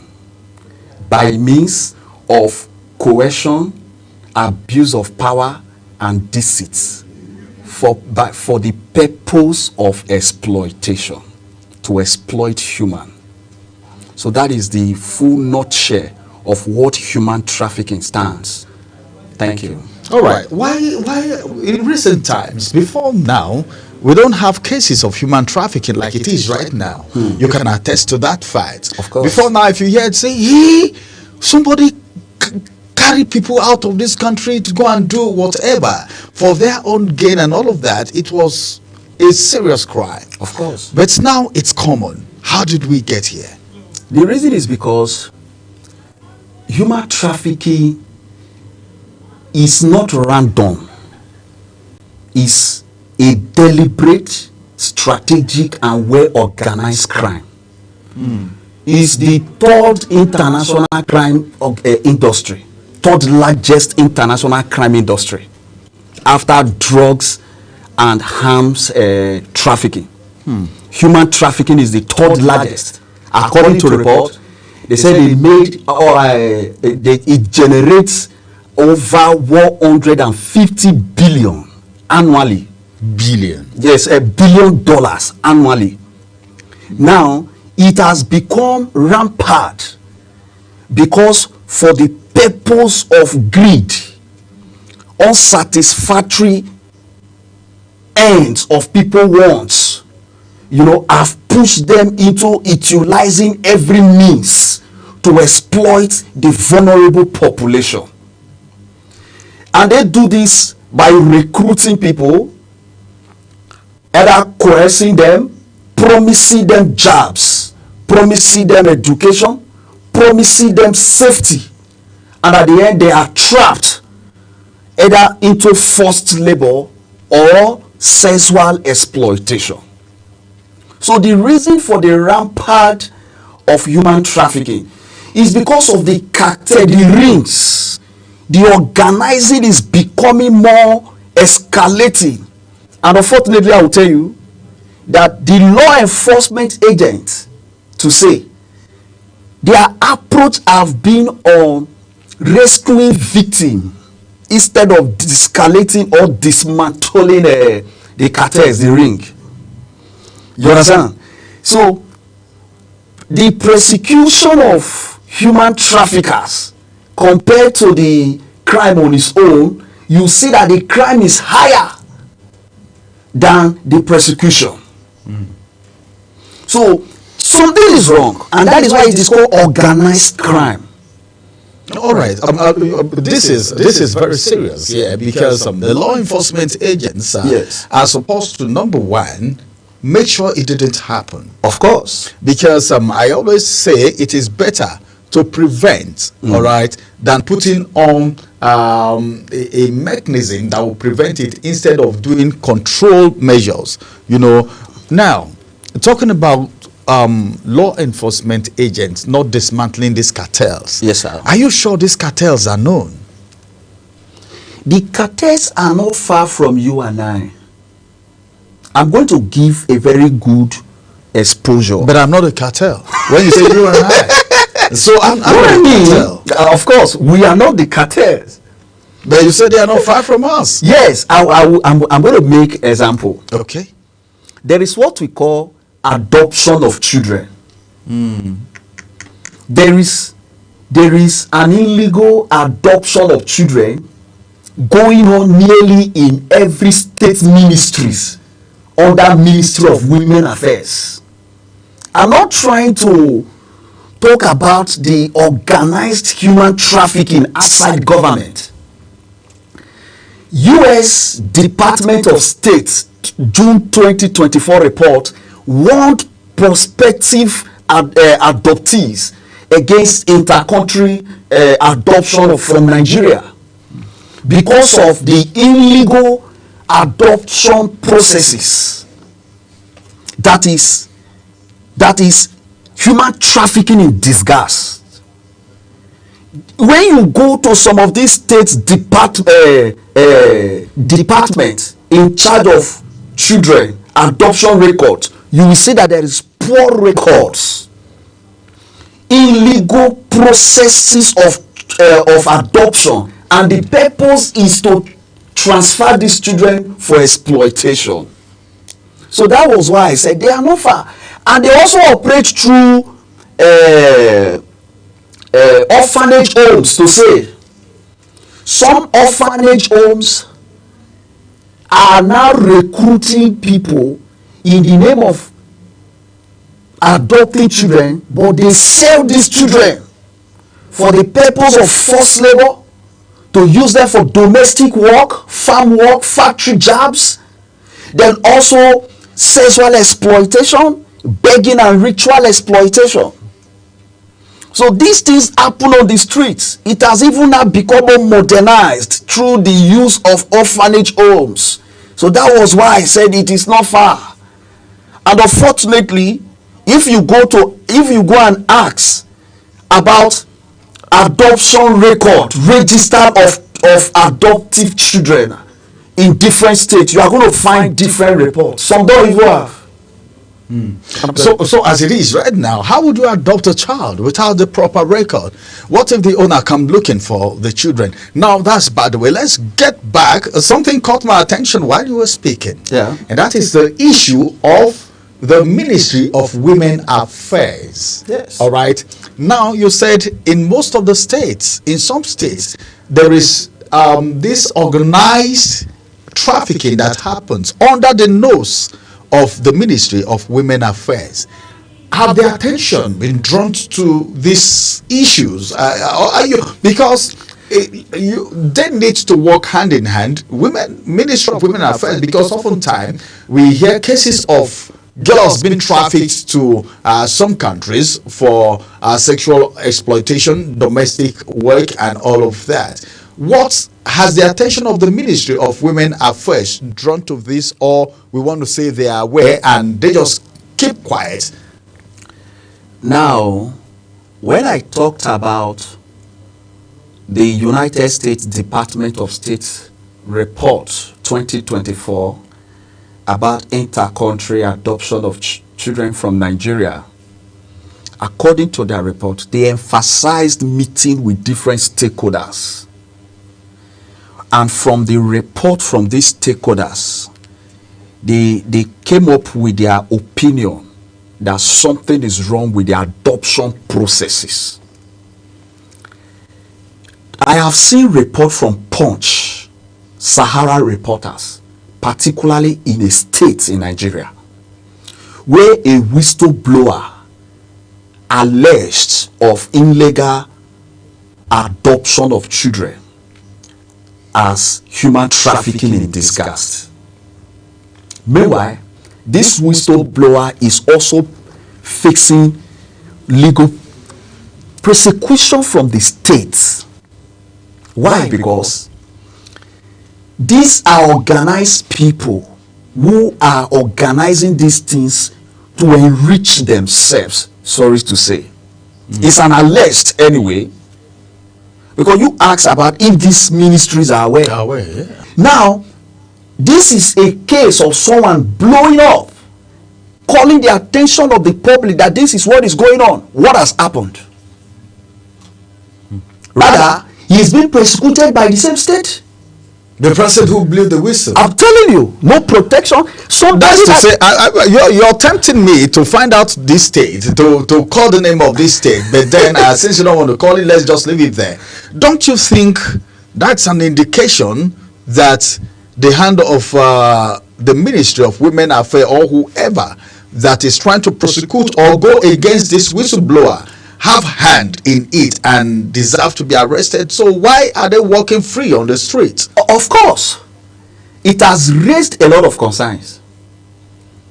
The same whistleblower has approached the ECOWAS court. The same whistleblower have written to the Chief Justice of Nigeria. I'm speaking by facts. But so far, so said, he has not attained any legal results in trying to expose illegal adoption. That U.S. Department of State also has reaffirmed that the adoption processes in Nigeria is challenging. Now, when these things happen, for example, when you meet children on the street in some states, take them to the police station. As a common layman, what happened? From station, they go straight to, they call the Ministry of Women Affairs in some places. And the Women Affairs, maybe they direct them to the next children home, which is the right word, instead of orphanage home, according to the Child Right Act. The Child Right Act recognizes the word children home instead of orphanage home. Because the children in orphanage home, not all of them are orphan. So the right word is children home. Now, these children, they pass through this process going to children's home without the children court. You understand? Now, without court processes, or even not a competent court that has the legal jurisdiction to handle children matter. And if you go back and question, how can a state exist? They don't have record of adopted children since creation. It means that these children whoever that has adopted them cannot be held accountable. These children, when they grow up, they don't even know their background or history. Something is wrong. But then, are you sure the children homes don't have the record of people who come there to do the adoption? Or you're saying that the process is not complete? Maybe if there is a documentation that needs to be done, it should be done from the children home down to the Ministry of Women Affairs. Is that what you're saying? Yes. Now, birth certificates from the National Population Commission in Nigeria, in most cases, people forge birth certificates. How can a birth certificate be checked on database that this person bearing the name on this document rightfully belongs to this person? Accordingly, before administrating a child to a children home, the birth certificate, the birth record, and the rest, all those things are supposed to be rightly documented. But a lot of children in Nigeria, some children in Nigeria don't have birth certificate. They don't have birth record. Of course. We have seen a case where a human rights activist challenged a parent in the court of their legal ownership of their own children, of their own child, because of the lack of birth certificates. Parents need to be aware that the moment you give birth to your child, that child is entitled to a birth certificate, not from the hospital, but from the National Population Commission. That is the only legal and I think so much is happening here, viewers. I want to ask a question in your favor now, all of you back at home there. I know you will love this question that I want to ask. You said from the National Population Commission, yes, that is the recognized birth certificate. What of the one issued in hospital after giving birth to a child? For example, if you go to immigration to obtain your international passport, you will definitely know that the birth certificate issued to you in the hospital is not recognized. I think that's answered the question. So why is the hospital proudly giving that certificate? I'm using the word proudly. That is why also in the government hospitals, they have a specific office issuing birth certificates. Okay, a piece of advice now. People who give birth at private hospitals and maybe primary health care and something like that, how would they go about getting the birth certificate for their kids? Yeah, very simple, sir. Like some places that I've visited, in the general hospital or the government hospital, they have specific days, either Monday to Thursday or Monday to Wednesday, where the officer, the NPC officer, comes to the hospital to issue birth certificates to children. So it is left for parents who give birth to children at private hospitals to identify a government hospital or NPC office to obtain a birth certificate for their children. All right. Okay, let's get back to trafficking. As a matter of fact, today is World Day against trafficking of persons, trafficking in persons. World Day, all right, against trafficking in persons. This is 30th July. It's been celebrated. This day comes up every 30th day of July every year, and today is one. And right here we have an expert speaking to us about trafficking in persons, and of course what's the United Nations is saying about it, because as a matter of fact, it has eaten deep into the fabric of the society. Number one, it has not portrayed Nigeria in a good light at the international level. I'm coming to you now because of course you are the head of media and strategic communication International Human Rights Commission. Now, how has this trafficking in persons, because oftentimes I've heard, just like a few days ago, those ones I don't know what to call it, whether they were trafficked or whatever it is, those in Central African Republic crying to be rescued, that they went there, they took them there to work and were abandoned and all of that, the federal government, NICOM, everyone is trying to bring them back home. Now that's, by the way, that's just one. Trafficking in persons, it has happened severally. Nigerians have gone, the authorities have gone to evacuate people that were trafficked. Severally, we've had situations like that. NAPTIP have done it. I know your office also is at the middle too. Now, how does this portray Nigeria as a country internationally? Well, human trafficking as the reason why we are here today cuts across nations. It cuts across international borders. And it might interest you to know that while Nigeria is facing human trafficking, there are Western countries who are more into human trafficking than Nigeria. Because it is a network. And unfortunately, I am tempted to say that governments of the world is not fighting human trafficking. So why are they quiet? Are they generating any form of revenue from it? Why are they quiet? If they are fighting human trafficking, how many traffickers have, either through the courts or through any processes, has been prosecuted for how many times across the world?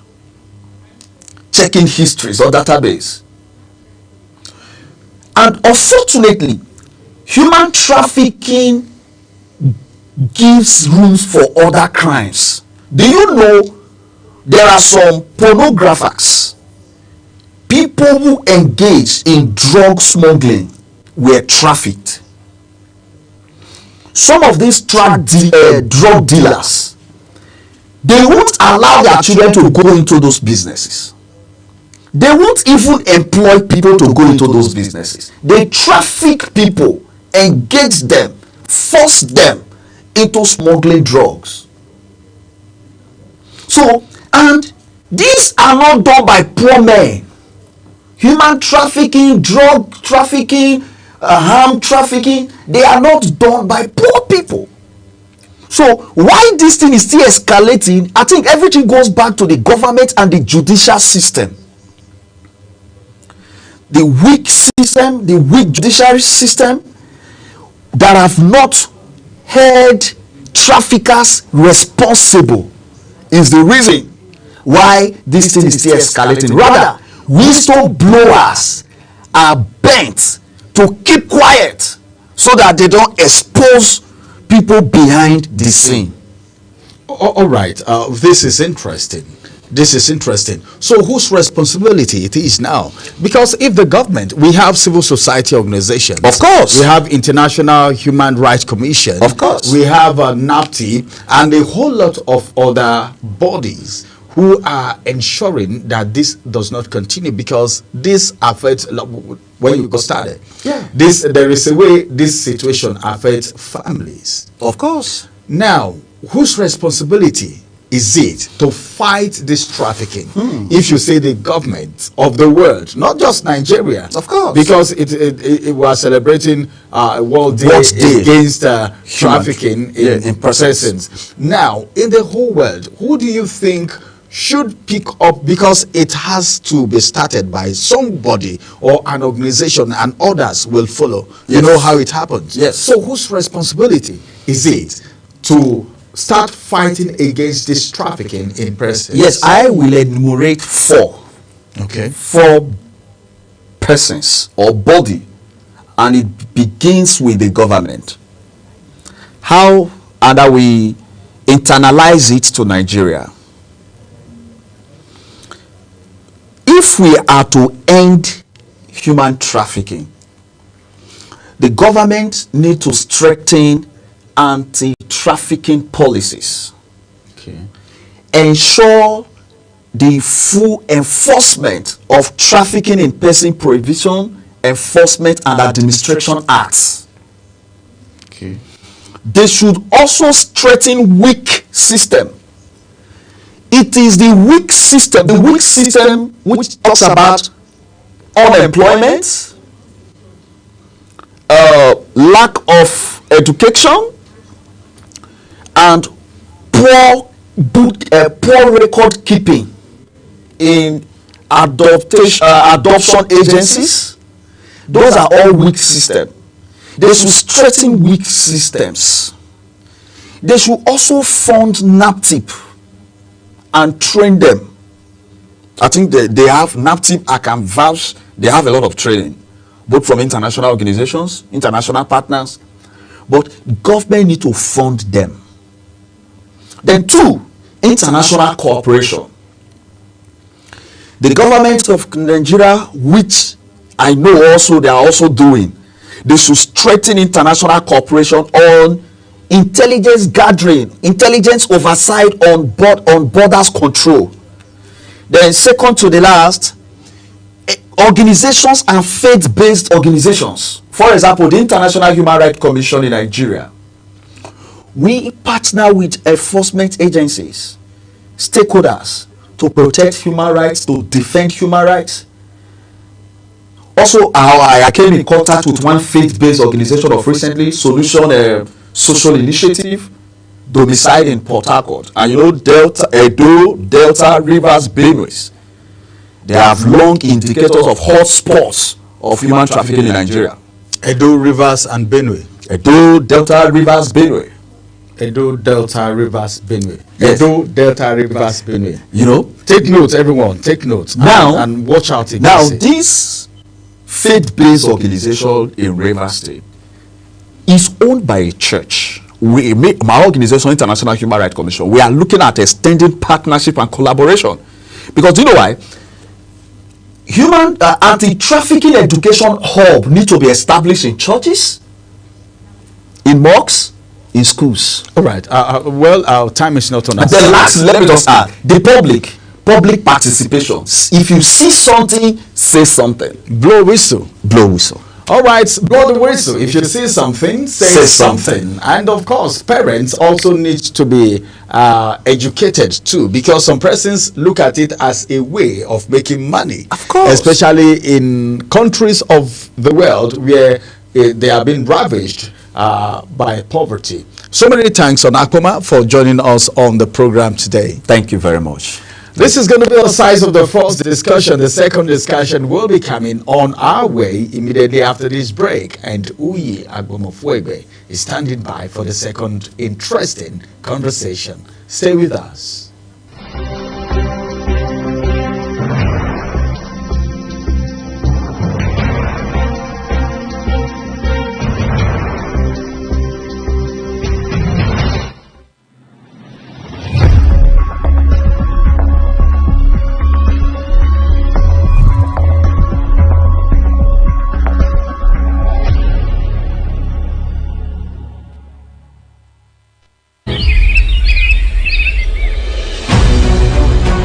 Global Morning is your top morning show here on Global Television. We bring you fresh news updates daily while delving into a variety of current affairs and topics. And at the same time, keeping you well informed about important events, both national and international. Global Morning serves as a valuable source of information, helping viewers like you start your day well informed.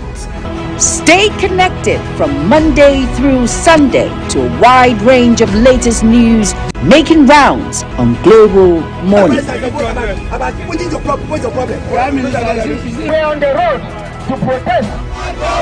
And the president meets all of our demands.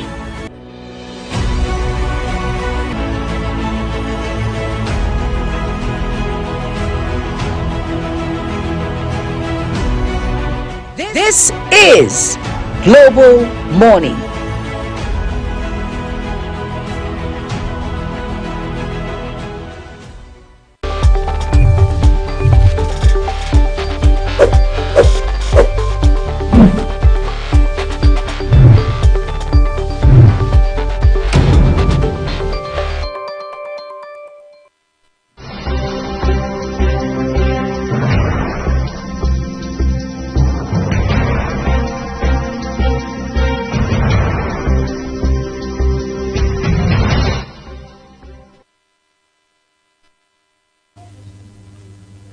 All right, thank you everyone for staying with us here on the program. Let's move real quick to our second conversation this morning, and this will focus essentially on the power sector, if you like, the electricity sector, some people will call it. But let's talk about the whole idea behind power and the provision of it, and of course what the concern has been for many Nigerians, especially at the level of consumption, because for the most part Nigerians don't seem to be as interested in the technicalities of generation and transmission as they are keen on distribution. But then again, distribution is a bit hydra-headed given the challenges around it, especially in the case of Nigeria. If it's not the issue of tariff and billing today, it is about metering and the shortage of it tomorrow. But all of these are part of the concerns that we want to put in front of you this morning on account of this conversation. I'm joined by someone who has followed this sector for quite a while and has, if you like, years of experience covering it under his belt. Kingsley Jeremiah is energy editor at the Guardian newspaper, and of course is the deputy bureau chief of the Guardian here in Abuja. I'd like to say a big thank you to you, first of all, for coming second time around on the show, and we appreciate that. Thank you for having me. Yeah, it's been a nice time covering this sector and also coming on the program. Right, part of which you're going to be sharing with us this morning. But let's start from the basics. When we heard about deregulation, the power sector, states now coming on board to also play their parts and all that, one would have thought, hold on a second, at last we can heave a sigh of relief, at least at the distribution level. Has that been the case? So the Electricity Act of 2024 empowers the state to contribute to electricity generation, distribution. So, and a lot of states have actually taken steps in terms of creating their own state electricity company, regulatory company, and then a lot of them are already in action. We saw what happened from Enugu earlier this month. They already came up with an utility company, more like a distribution company, and then they set their tariff, and that created a lot of issues within the power sector, especially the fact that they reduced the tariff for Band A. Talking directly to your question, have we seen a level of improved power distribution getting to home, as well as a reduction in the bill that consumers get? We haven't really seen that, but I think the coming on board of the state would, in some ways, create a level of competition, and we should be able to see a level of balancing within the tariff structure that we currently have. Yeah, that sounds interesting. Sounds interesting. But then the Electricity Act of 2024 that you referenced in passing just a while ago, when you look at some of the core elements or provisions in it, so how much of a promise do you think it holds, especially in terms of changing the narrative for the better beyond all of the, superficial issues? I think one of the critical problems we currently have in the power sector has to do with liquidity. The sector is not liquid enough. We're not getting enough money. And when you see the current tariff structure, the current tariff structure is divided into about 5 bands, from Band A to E. Now, for Band A, for instance, we have seen a cost-reflective tariff. So what the Electricity Act was meant to do is to also create a level of competition, which is another issue in the power sector. In the past, we are not seeing that level of competition, and we are not seeing more investors coming in. So the Electricity Act opened up the space for more people to invest. And so when you have a state government at the subnational level trying to create the market, you find more investors coming in within the state. What that will most likely do is to find a way to ensure that there is a level of money coming into the power sector, and at least because the problem we have more today in the downstream segment, which is the distribution segment, has to do with infrastructure. The transformers are bad. Discos can't even change wire. They can't adequately change transmission oil as they should. So this creates a lot of problem over time. So in situations where you find out that I need my wire to be changed, for instance, the disco is possibly asking me to go buy it. I need meter, the disco is asking me to buy it. I need pole, the disco is asking me to buy it. There's going to be a problem. But when you have small fragments of electricity distribution companies, it means that they will be able to bring in more money, more capital to invest in buying transformer, changing wire, and then improving the system. What the current structure look like, particularly for the Band A, is that the Nigerian Electricity Regulatory Commission just directly monitors the power that comes to the feeder. So they don't understand the level of pain that the consumers go through. So because the feeder is just going to tell you that there is light for this X number of hours on this particular feeder, but that cannot tell if the consumer actually get that light or not. And so you might have the light on the feeder, but the wire feeding a particular street is bad, or the pole getting onto the street is bad. In that situation, you will most likely not see electricity within that space. But even if they're on Band A, the meter, the feeder is recording that you have light on that space, and then NEC record and the bill is running. Yes, NEC record that, but light might not be getting to some people within the street. So that's what the problem is. So if you have more electricity companies coming up within the state level, then we will see a level of investment that can quickly resolve consumers' issue quicker than you see with a very large utility franchise area. Interesting. Also, now you mentioned liquidity just a while ago. We are hearing now that the federal government is beginning to, if you like, fiddle with the idea of revoking the licenses for 11 discos with the hope that it can resell them to new investors. Does that look like a smart move, business-wise? The discos need to recapitalize, and there was a window that would have helped the government to reassess their licenses. Only for us to hear in 2023 that window has been extended. So if the window wasn't extended, it would have provided a grant for the government to reassess the entire discos and find a way around it. Going through a legal instrument would provide a better grant for you to do whatever you want to do around that recapitalization. Some are suggesting that each discos need close to about 500 million naira as a basic capital. That's $500 million. Yes, $500 million. Sorry, for a basic capital requirement.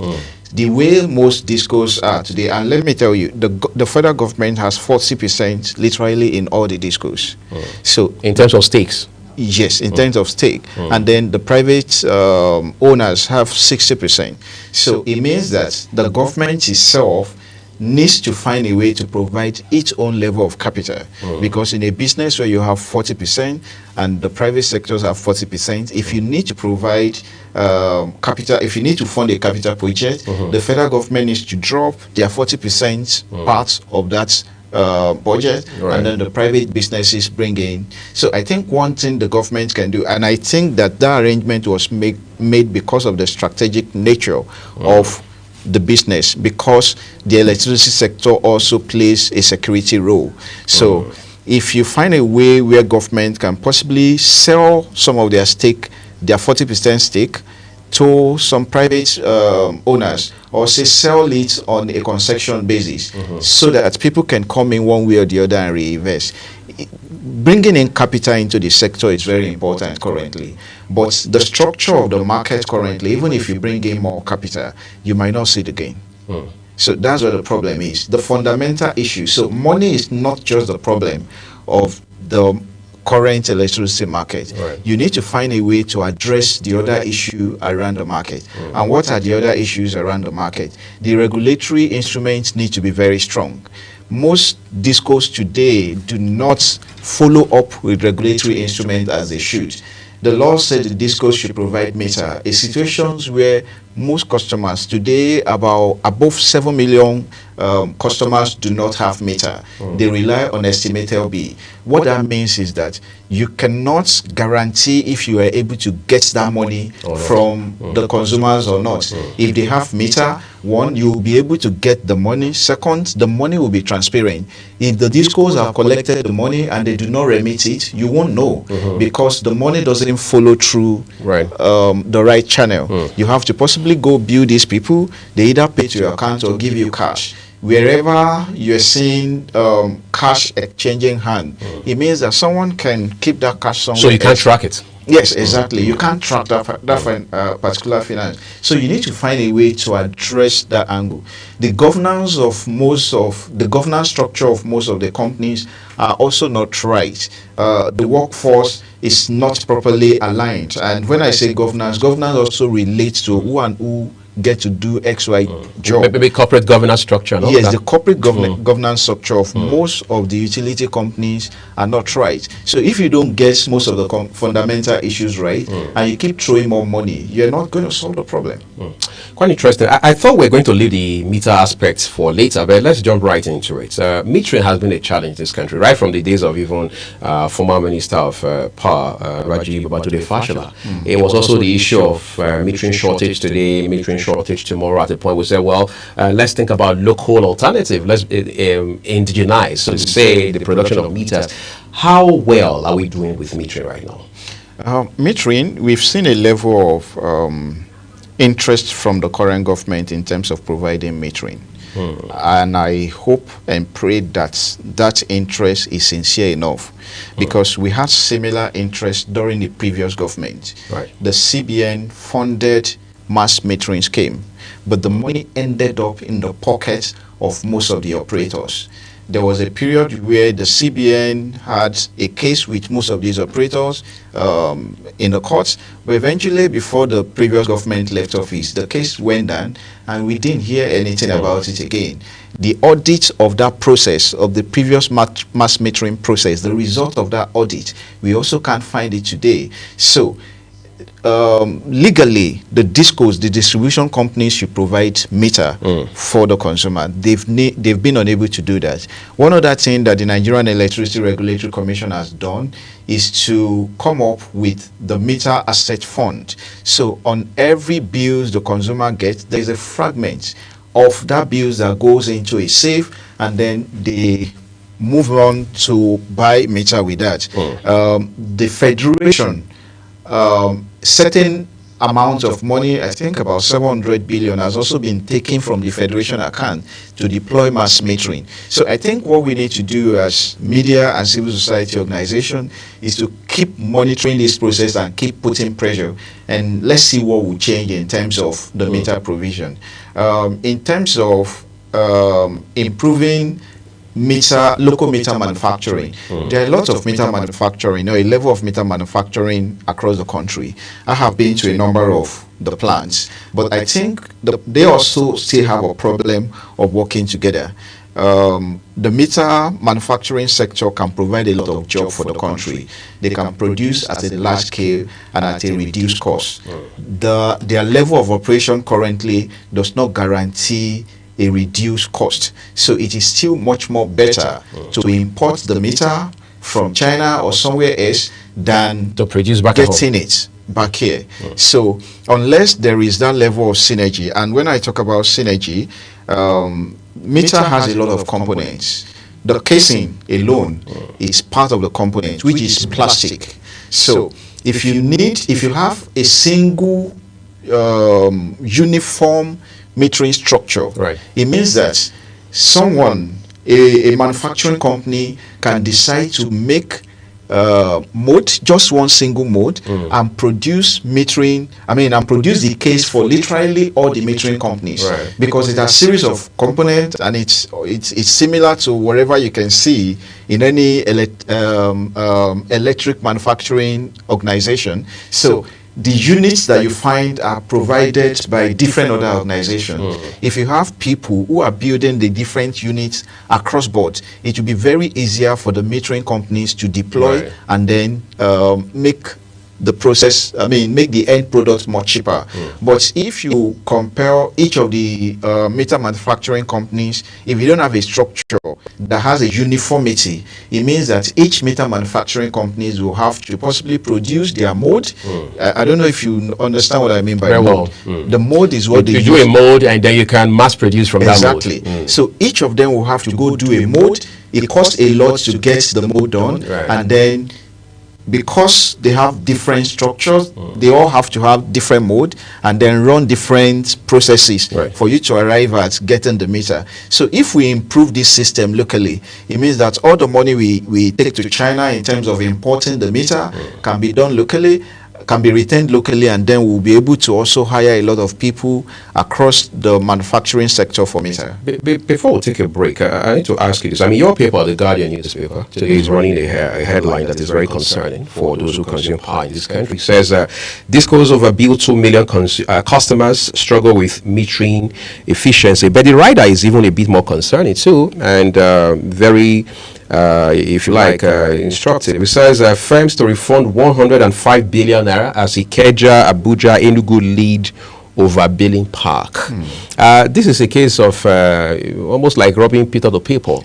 Yes. So on the one hand, you and I are here seated discussing gap or shortage in metering. And on the other hand, curiously, we're still talking about people being overbilled and things like that. Is there any chance that in the near future we can address these concerns? The best way to address the concern is to meter people. And the Nigerian Electricity Regulatory Commission, because we can immediately meter all consumers right now, the Nigerian Electricity Regulatory Commission came up with a capping order. So the capping order says for people within this cluster, you can't bill them more than this level of amounts. And then to also tell you the rate at which most discos are desperate and fraudulent.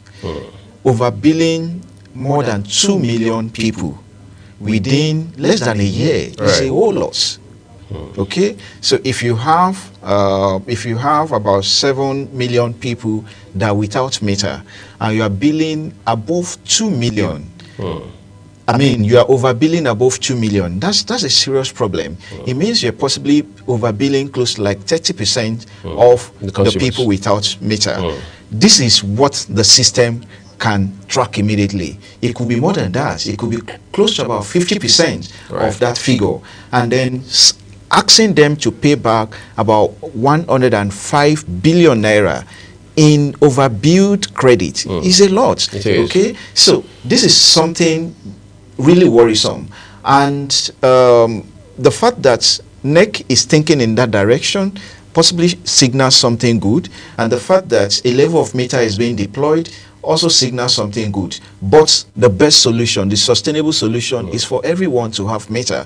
They will be able to decide on, they are empowered to decide on the unit they consume and how they want to consume that unit. But if you arbitrarily bring bills to people, you just write anything in the bill and you don't measure properly, and the overbilling issue has shown that the distribution companies are not measuring electricity bill for people accurately. So that's what the problem is. All right, so let's take a quick break now. So much to talk about after we return from this break, but then we'll be looking at issues around the Nigerian Electricity Regulatory Commission, the NERC, the ultimate regulator of the sector. There are those who think that, well, the commission is biased in favor of distribution companies. We'll find out how much of truth or otherwise there is in that, plus whether or not there is still subsidy payment for consumers of electricity in this country and what that stands at this moment. All of that and more shortly. Do stay with us.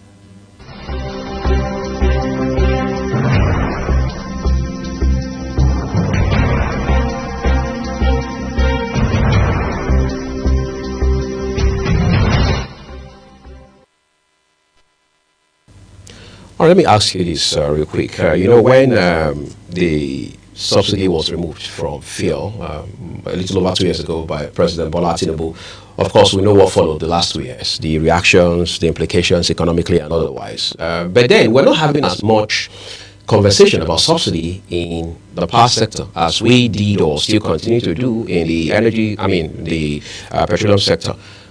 As of today, do we have records that show that Nigerian government still pays subsidy on electricity in this country? Yes, there is subsidy in the electricity sector, and that subsidy is about 2 trillion naira yearly. The federal, and that's a lot of money, by the way. It is a lot of money, but compared to the subsidy you see on PMS, it is still way lesser. Right. So the government of President Tinubu told us that he was going to make subsidy available for band B to E. Okay, excluding A. Yes, excluding A. So at the band A level, consumers are paying cost reflective tariff plus an extra 15 naira on every kilowatts per hour consumed. So the cost reflective tariff should be something in the region of 160 naira per kilowatt hour. But the Nigerian Electricity Regulatory Commission, from some of the sources within the commission, mentioned that there is an extra 50 naira on every kilowatt hour, so that's to make at least the market slightly liquid. And that was done in their wisdom because over time they have known the government to always default in terms of subsidy payment, not just in the electricity sector, but also in the oil and gas sector. So, and over the years, if you listen very well to what the generation companies are saying, they are currently being owed about 5 trillion naira. If you don't pay close attention, this will continue to go up. The current subsidy started going up drastically since this government came on board, and that's came from the different changes that we have seen in microeconomic indices, from foreign exchange issue to the devaluation of the naira, and then the issues we have seen with inflation. I mean, pushed up what we have seen from electricity subsidy very, very high. But I have a little bit of problem around the electricity subsidy.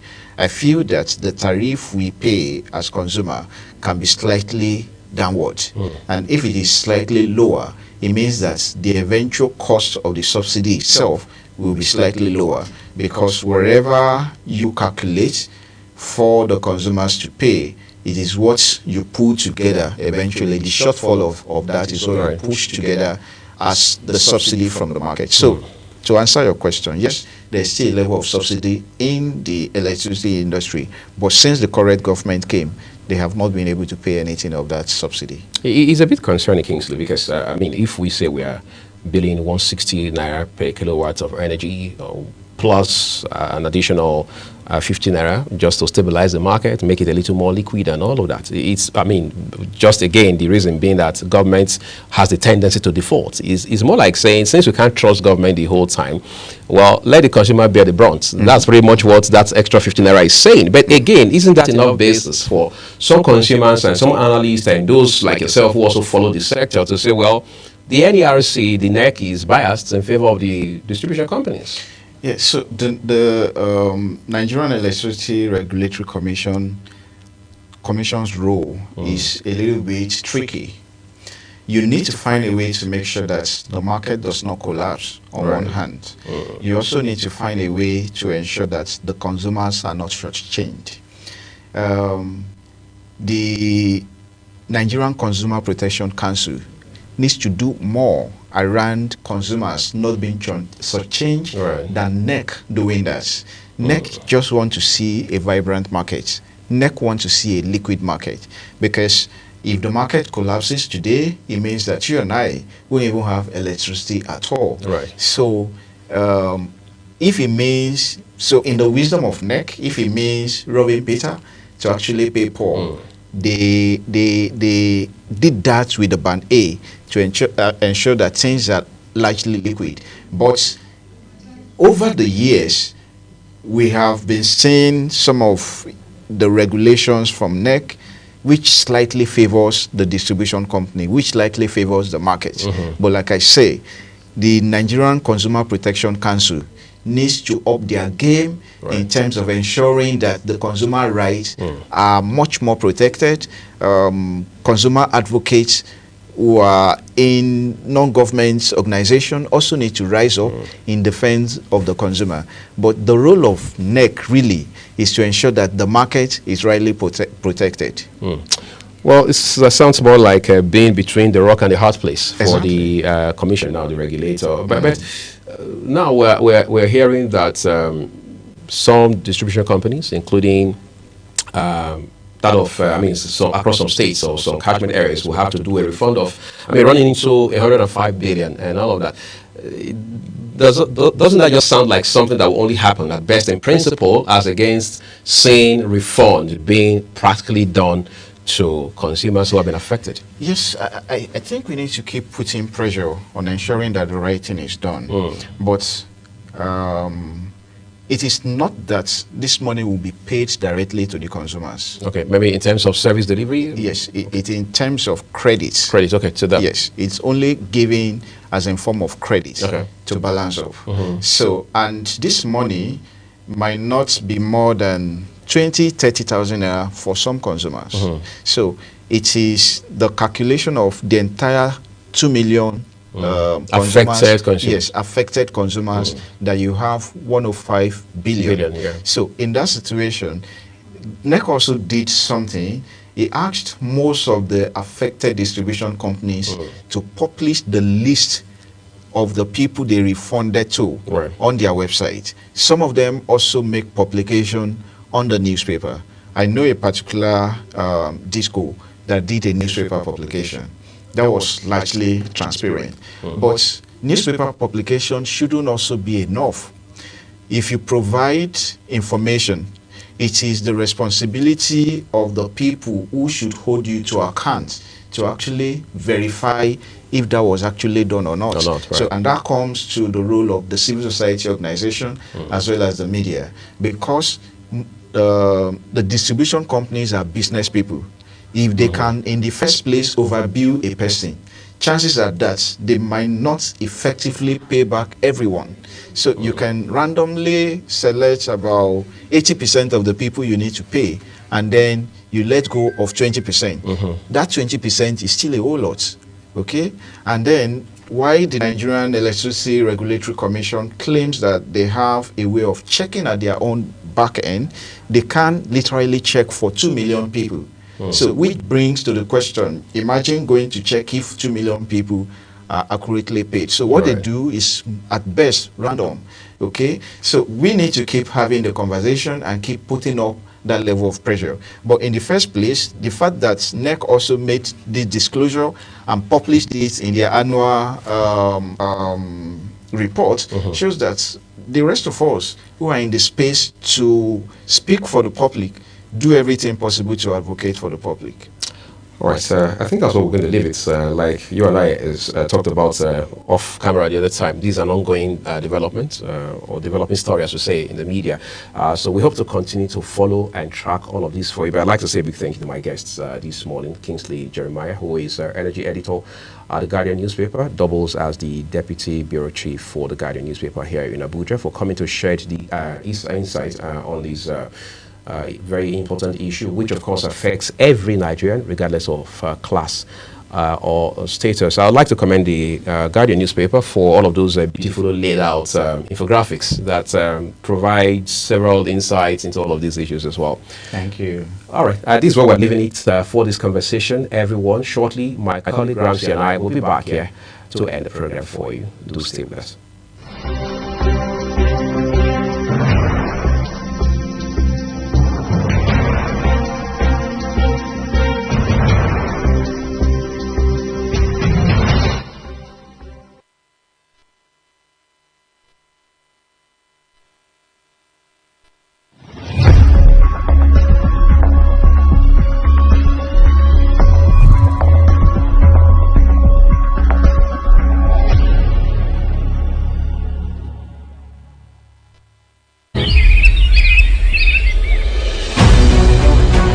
Global Morning is your top morning show here on Global Television. We bring you fresh news updates daily while delving into a variety of current affairs and topics.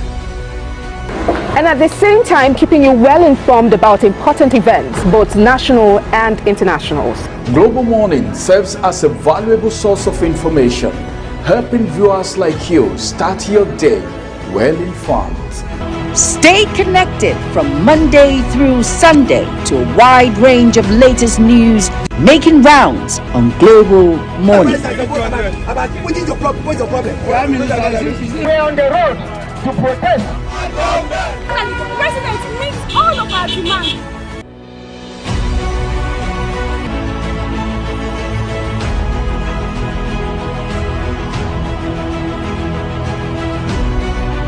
This is Global Morning.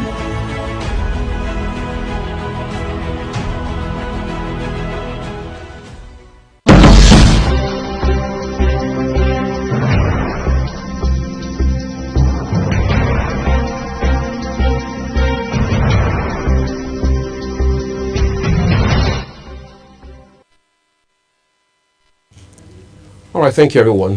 Been an interesting morning, no doubt about that, on the program here. Trafficking in persons, which Ramsey spent about 30 minutes discussing a while ago. It's not just that today, 30th of July, like every other year, has been set aside by the United Nations to pay attention to the scourge and the ramifications that come with it. But it's also important that we push that conversation beyond July 30. So we continue to understand the dynamics around this threat, this exploitation, as it has been rightly labeled, and fight the factors that drive it. That's on the one hand. On the other hand, to also look at the energy sector in Nigeria, especially as it has to do with electricity and see where there are gaps, and then everybody must play their role, whether the government and its agencies saddled with mandates around power, and then non-governmental organizations that are into advocacy, protection of consumer rights, and then, of course, like my guest Jeremiah Kingsley mentioned a while ago, the Consumer Council must step up its game and intensify efforts in this regard. And then consumers themselves must understand that where your rights stop, that's where someone else's actually starts. That's very true. I think, like we said before we got started, the conversation has been very intensive. And everyone just needs to stay on course, because when you think you have the right to do whatever you think you're doing, or not paying attention to certain things because you are illegally benefiting from it. Right. If you are being caught, or maybe if nemesis happen to catch up with you anytime, any day, it becomes a crime and you go in for it. So it's better for everyone to maintain their lane righteously and, of course, abiding by the law. Do what you're supposed to do at the energy sector. If you're in governance, trafficking, everything, let's make sure the sensitization goes on. All right, well, that's what we're leaving it, everyone. Just to say a big thank you again to all of our guests who made our time to invest with us this morning. Not just time, but their expertise and energy as well. And remember that the views of our guests on all our programs, including here on Global Morning, their opinions and the newspaper headlines that we bring to you here are also exactly as published by their respective publishers. Global Television does not in any way make contributions to them or have latitude of any kind, editorial and otherwise, over them. I'm Uyagmo Freeway saying that we are grateful for your time with us. I'm Brian Enoch. Many thanks for staying with us on Global Morning today. Bye-bye.